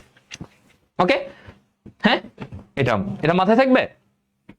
আচ্ছা, এখন দেখো এটা বললে এগুলো এমসিকিউ, এগুলো সবই এমসিকিউতে, এগুলো একটাও সিকিউতে দিবে না। আচ্ছা, গর্ভাবস্থায় অন্যান্য পালনীয় বিষয় একটু রচনামূলক। দেখো কি, তুমি খাদ্য, তাকে সুষম খাবার দিতে হবে, তাই না? প্রয়োজনীয় প্রোটিন দিতে হবে, প্রয়োজনীয় শর্করা খাইতে হবে, কম পরিমাণে চর্বি, চর্বি বেশি খাওয়া যাবে না, ভিটামিন সমৃদ্ধ, ক্যালসিয়াম এই ধরনের, ফলিক অ্যাসিড, এই যে ফলিক অ্যাসিড সমৃদ্ধ এই ধরনের মাছ, তারপর এই ধরনের খাবার, কিছু ঔষধ, ক্যালসিয়াম ঔষধও দেওয়া হয়, তাই এই ধরনের জিনিসগুলা তার গ্রহণ করতে হবে। এবং বলা হচ্ছে প্রতিদিন 6 থেকে 8 গ্লাস ফোটানো পানি খেতে হবে, কোনো জীবাণুমুক্ত কেন, তো এই জন্য ফোটানো পানি কেন, সেখানে জীবাণুমুক্ত এই ধরনের জিনিসগুলা তার নিতে হবে। কোষ্ঠকাঠিন্য যেন না হয়, হ্যাঁ, ওকে, কোষ্ঠকাঠিন্য যেন না হয় এই জন্য তাকে দেখতে হবে শাকসবজি, এই জন্য কি করতে হবে, তাকে বেশি পরিমাণে শাকসবজি, তার কোষ্ঠকাঠিন্য হওয়া যাবে না, মানে পায়খানা মানে হচ্ছে না, পায়খানা সহজে হয় না, এই ধরনের সমস্যা থাকা যাবে না। এই জন্য তাকে শাকসবজি খেলে কি হয়, শাকসবজি ফলমূল খেলে তার পায়খানাটা রেগুলার হবে। দাঁত, গর্ভাবস্থায় দাঁতের মাড়ি থেকে রক্তক্ষরণের সম্ভাবনা থাকে, তাই এই সময় দাঁত না তোলাই ভালো, দাঁত তোলা যাবে না। বিশ্রাম নিতে হবে, প্রচুর বিশ্রাম, দুপুরে 2 ঘন্টা, রাতে 8 ঘন্টা, এই বিশ্রামগুলো তার নেওয়া উচিত। কাজকর্ম, স্বাভাবিক কাজকর্মে বাধা নেই, তবে ভারী কাজকর্ম একেবারেই উচিত নয়, ভারী কাজকর্ম করা যাবে না। গোসল, রোজ গোসল করে শরীর পরিষ্কার পরিচ্ছন্ন রাখতে হবে, হ্যাঁ, ওকে, এটা গোসল করতে হবে, রেগুলার গোসল, নর্মাল স্বাভাবিক ব্যাপার। ভারী কাজকর্ম করতে পারবে না, এগুলো তো বুঝোই, মানে নিজেদের মতো করেই বোঝা যায়। কাপড়গুলা টাইট কাপড় পরা যাবে না, ঢিলা কাপড় পরতে হবে। কি বলছি, কমন কথাগুলো মাথায় রাখবেন, ঢিলা কাপড় পরে রাখতে হবে। আচ্ছা, আর ধরো শীতকাল, তখন তো অবশ্যই শীত যেন মানে সোয়েটার এগুলো থাকতে হবে, এটা স্বাভাবিক ওয়েদারের সাথে। ভ্রমণ, গর্ভাবস্থার প্রথম 3 মাস ও শেষ 2 মাস তোমার হচ্ছে ভ্রমণ, ক্লান্তিযুক্ত ভ্রমণ না করাই ভালো, কারণ এই সময়গুলা খুবই সেন্সিটিভ টাইম।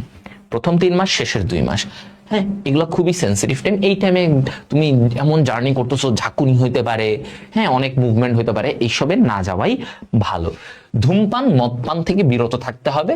যৌন মিলন, এটা বলছে প্রথম 3 মাস, শেষ 1.5 মাস যৌন মিলন থেকে বিরত থাকা ভালো। ঠিক আছে, এই কয়েক মাস, হ্যাঁ, গর্ভাবস্থার প্রথম 3 মাস এবং শেষ 1.5 মাস, এই সময়গুলা খুবই ভালনারেবল, মানে খুবই ঝুঁকিপূর্ণ। এই সময় যৌন মিলন বা তোমার ভ্রমণ এগুলো থেকে দূরে থাকা ভালো। তো কি কি জিনিস, যে ধূমপান করা যাবে না, মদ পান করা যাবে না, কাপড় ঢিলা পড়তে হবে, খাবার ভালো খাইতে হবে, কোনো ধরনের জীবাণুমুক্ত পরিবেশে থাকতে হবে, হ্যাঁ, ভারী কাজ করা যাবে না, বিশ্রাম, পর্যাপ্ত বিশ্রাম নিতে হবে, হ্যাঁ, 8 ঘন্টা, প্রায় 8 থেকে 10 ঘন্টা তার বিশ্রাম নিতে হবে।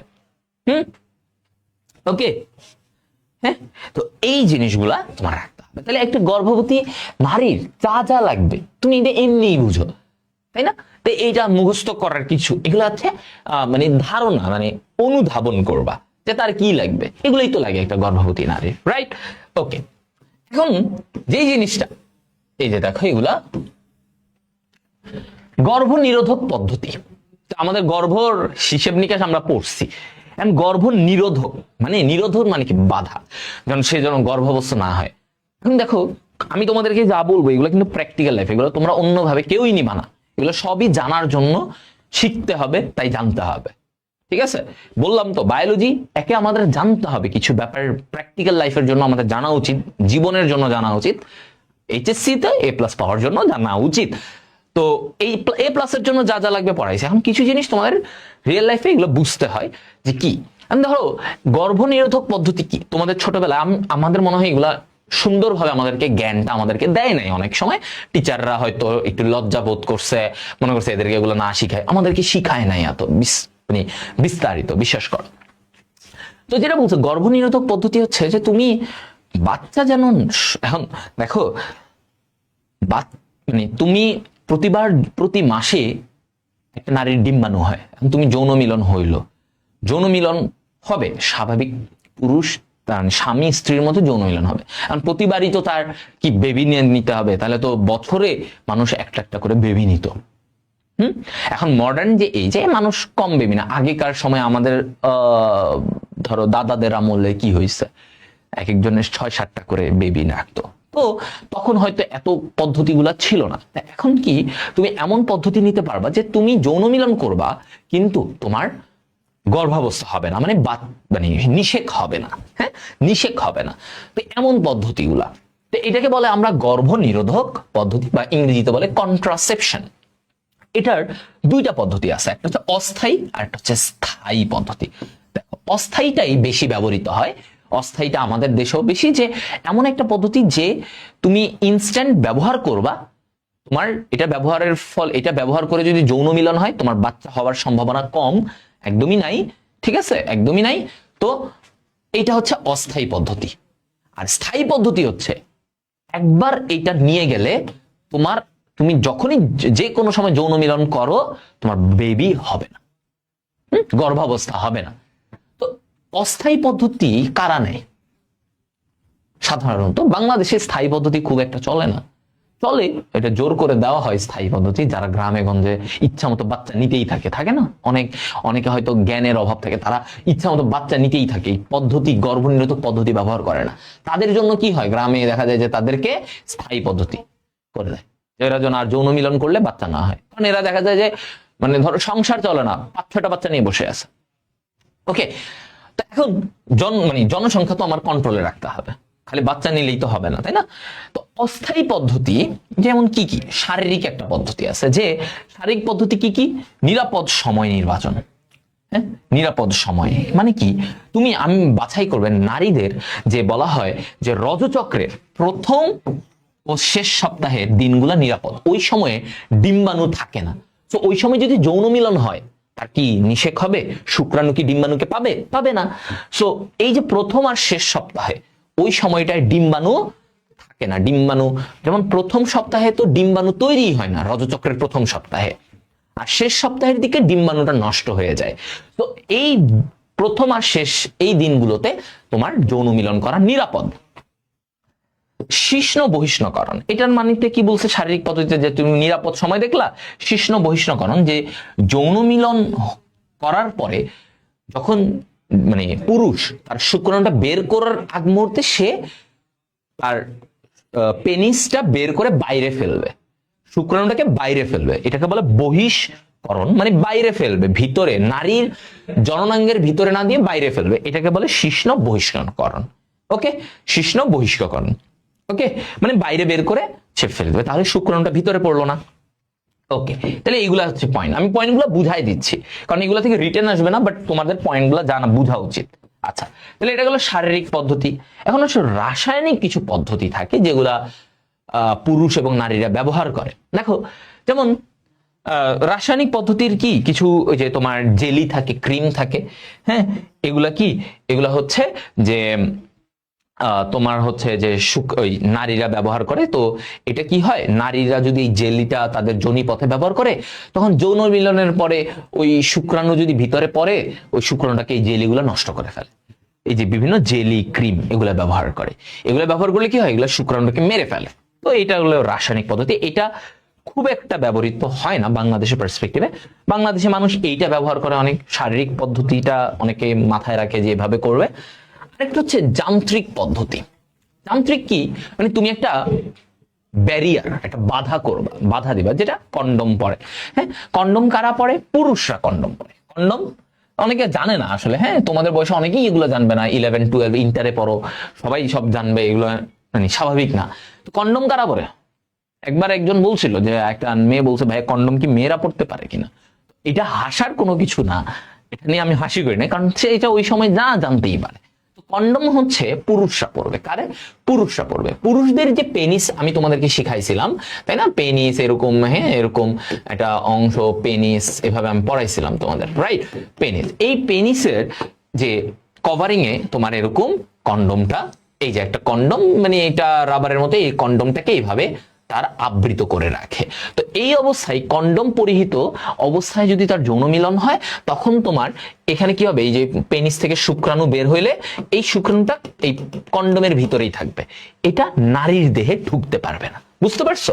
তার মানে এই যে একটা পলিথিনের মতো প্যাকেট থাকে কন্ডম, এই কন্ডমের এইখানেই শুক্রাণুগুলা থাকবে, এটা নারীর দেহে যাবে না। তো এইটা হচ্ছে একটা ব্যাপার, ঠিক আছে? এই জিনিসটা করা হয়। আচ্ছা, এবারে আসো ডায়াফ্রাম। এগুলো খুব একটু কম ব্যবহার হয়, কন্ডমটা বেশি বাংলাদেশে। যে কন্ডমটা দিয়ে তোমার হচ্ছে যে পুরুষরা সাধারণত ব্যবহার করে, মহিলারা করে বাট এটা খুবই কম, মহিলারা করে, পুরুষদের ক্ষেত্রে এটা বেশি। ডায়াফ্রামটা আবার মহিলারা করে। এটা কারা? মহিলারা পরে, ঠিক আছে? ডায়াফ্রাম, ওদের যোনি পথে ডায়াফ্রাম পরে।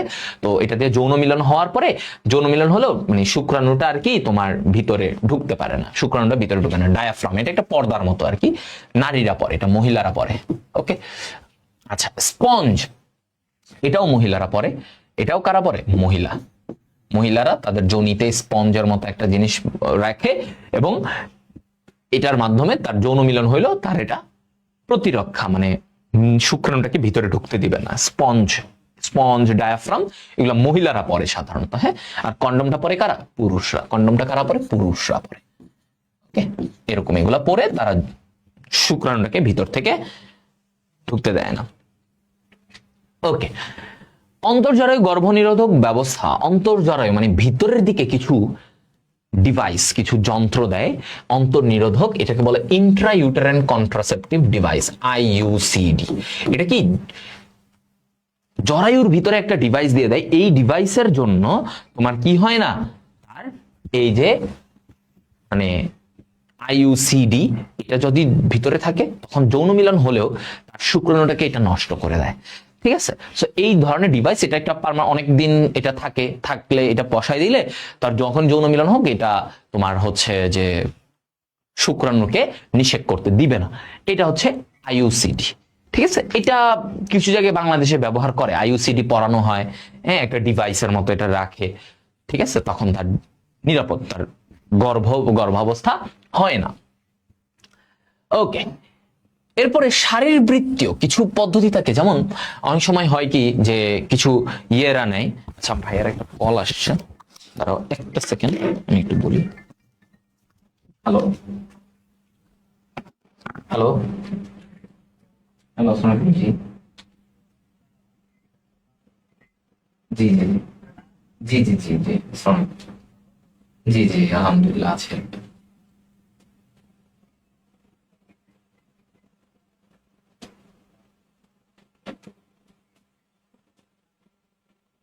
জি জি, হ্যাঁ হ্যাঁ হ্যাঁ, শুনছিলাম। আচ্ছা আচ্ছা আচ্ছা আচ্ছা, হ্যাঁ হ্যাঁ হ্যাঁ হ্যাঁ হ্যাঁ, আমি ঢাকাতে আছি। না, এখন আমি তো ইন্টার্নশিপ শেষ করছি, এখন আমি হচ্ছে সার্জারির জন্য করতেছি, এমআরসিএস এগুলো দিব, আর হচ্ছে আমার একটা বিজনেস কন্টিনিউ করতেছি এই আর কি। হ্যাঁ হ্যাঁ হ্যাঁ, আলটিমেটলি একটু ইচ্ছা আছে, দেখা যাক আর কি। আমি ঢাকাতেই থাকি, আমার মেডিকেলের পাশে।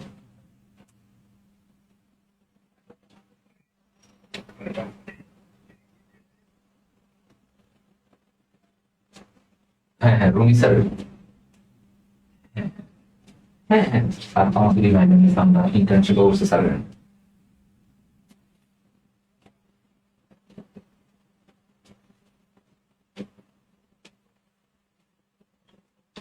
হ্যাঁ হ্যাঁ, আমাকে ফোন দিছিল। হ্যাঁ হ্যাঁ,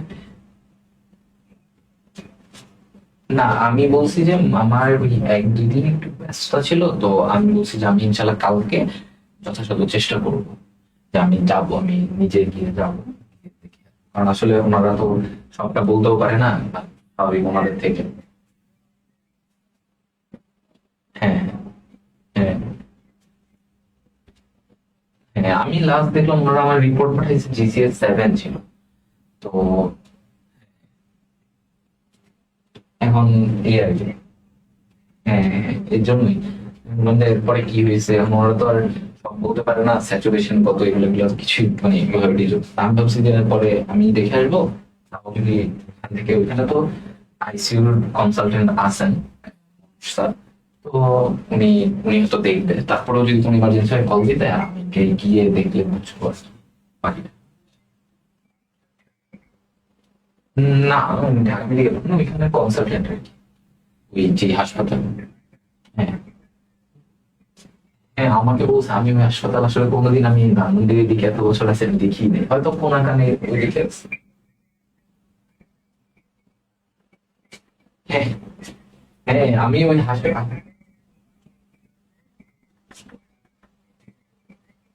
হ্যাঁ, এখন আমি আমি এটা চিনি না, আমার বউ, আমি বলি যে আমি ধানমন্ডির সব হাসপাতালে চিনি, এইটা এমন কোন কোনায় আছে আল্লাহ জানে, তাও দেখে এটা আর কি। আমি, হ্যাঁ আমি, হ্যাঁ আমি যাবো, আমি বলছি কালকে ইনশাল্লাহ আমি একটা টাইমে কল দিয়ে ওনাকে যাবো।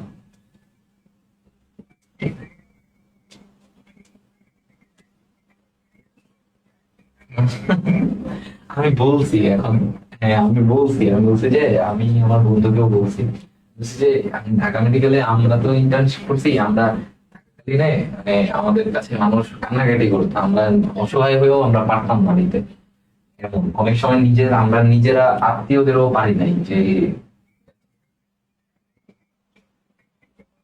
হ্যাঁ হ্যাঁ হ্যাঁ, এটা তো তাই, এটা ওদের মাঝে মাঝে সব দিক থাকে। এই জন্যই আমি বলছি যে ঠিক আছে, যদি পারি খবর পাই না। এখন দেখি, আমি কালকে গেলে অবস্থা বুঝে তারপরে আমি। আচ্ছা আচ্ছা আচ্ছা আচ্ছা, হ্যাঁ হ্যাঁ হ্যাঁ হ্যাঁ হ্যাঁ, আমাকে আমি শুনছিলাম, বলছিলাম কুমিল্লায় আসা কম হয়, সামনে হয়তো আসবো আর কি। না না না না, ইন্টার্নশিপ কমপ্লিট হয়েছে, এই যে আমাদের ইন্টার্নশিপ হয়েছে ডিসেম্বরে, এরপরে একটু বুঝাইতেছি, পড়তেছি, আমার বিভিন্ন জায়গায় পরীক্ষা আস্তে আস্তে দিব, এই জন্য একটু টাইম নিতেছি। বিসিএস ইচ্ছা ছিল না, বিসিএস এর জন্য আর ট্রাই করি নাই, মানে আমার বিসিএস এর খুব একটা আগ্রহ ছিল না আর কি। হ্যাঁ, ভাবছিলাম আমি ইউকে তে যাওয়ার ইচ্ছা ছিল, পরে ইউকের অবস্থা একটু খারাপ হয়, পরে চিন্তা করতেছিলাম যে সমস্যা আগে দেখে ট্রেনিং করে তারপরে আমি একটু অস্ট্রেলিয়া দেখে এক্সাম দিব, এরকম আর কি ইচ্ছা ছিল। এরকম এই জন্যই আর কি একটু ট্রেনিং এ ঢুকার। হ্যাঁ, এই জন্যই ভাবছি যে আগে একটু ট্রেনিং এ ঢুকার ইয়ে করবো। ইনশাল্লাহ আমি কল দিব।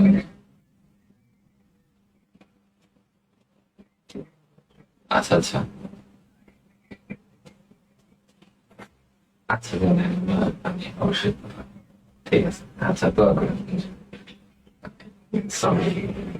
আচ্ছা আচ্ছা, হ্যাঁ হ্যাঁ, অবশ্যই। ঠিক আছে, সালাম।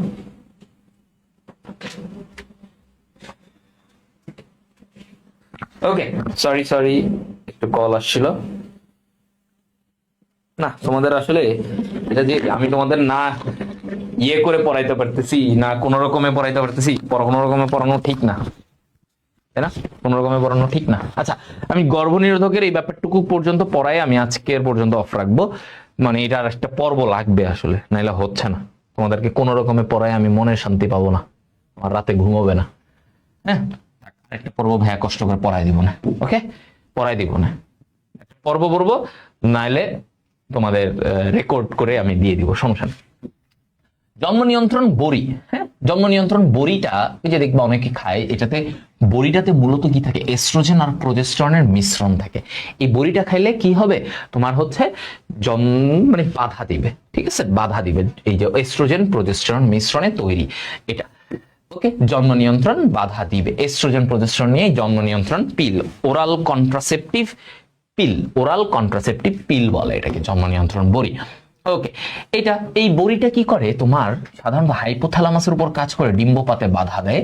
হ্যাঁ, ডিম্বপাতে বাধা দেয়, মানে ডিম্বাণুটা বের হইতে দিবে না, তাহলে তোমার ডিম্বাণু বের হবে না, তাহলে চিন্তাও নাই, তাই না, তাহলে নিষেক হবে না। তো এই যে জিনিসগুলা এরা হচ্ছে এই কাজটা করে, এস্ট্রোজেন প্রোজেস্টেরন এই কাজগুলা করে। আচ্ছা, ঠিক আছে। ওকে, তারপরে তোমার এখানে ইনজেকশন পদ্ধতি আছে, ইনজেকশন দিয়ে তোমার গর্ভধারণ, এটা তোমার হচ্ছে যে মানে আটকানো যায় ইনজেকশনের মাধ্যমে, এটা বলছে। এখানে আর কিছু লাগবে না, এইটা দিয়ে আমি শেষ করি। স্থায়ী পদ্ধতি, দেখো স্থায়ী মানে একদম আজীবনের জন্য, পার্মানেন্ট।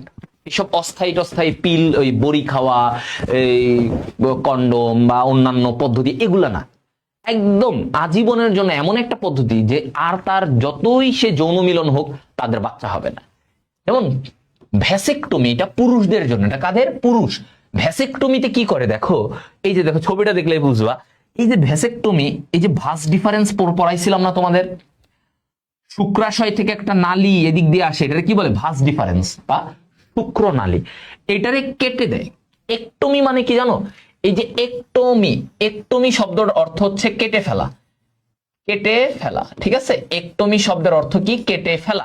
তো এই যে এইটারে লম্বা নালী, এটারে কেটে দিবে, কেটে দিবে, কেটে এটারে লাগাই দিবে। তো এইটাকে বলে ভেসেকটমি। ভাস ডিফারেন্সের একটমি মানে কেটে ফেলে দেওয়া, কেটে ফেলে দেওয়া, এটাকে কেটে ফেলে এরপরে লাগাই দিবে, এটাকে বলে ভ্যাসেকটমি।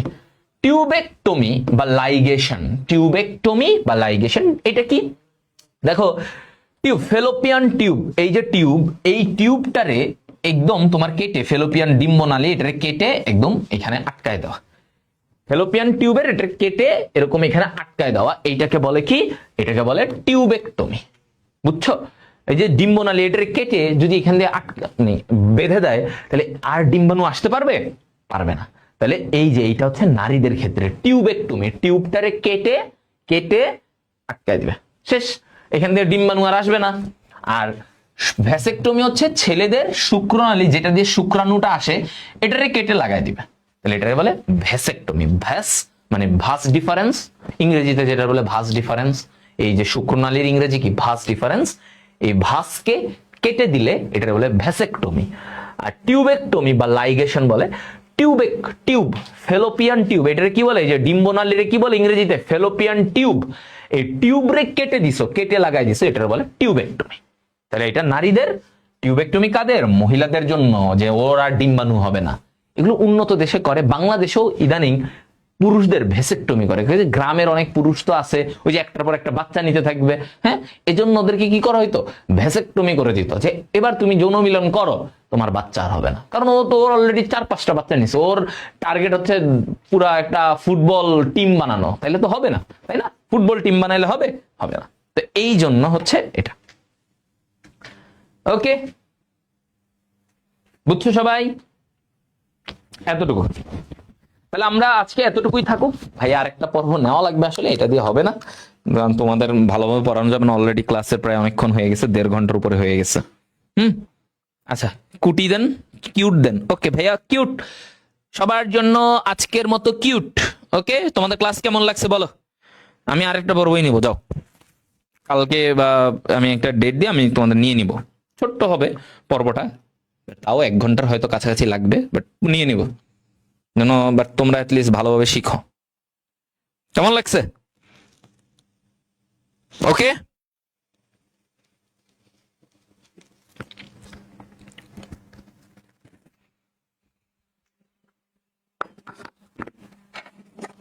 মোটিভেশন, মোটিভেশন একটাই, জীবনে পড়াশোনা না করলে কিচ্ছু হবে না ভাইয়া।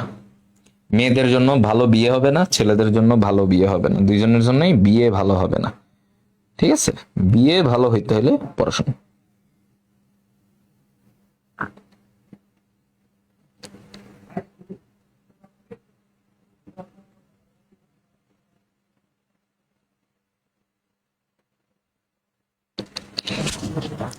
ওকে, গুড, ফাইন।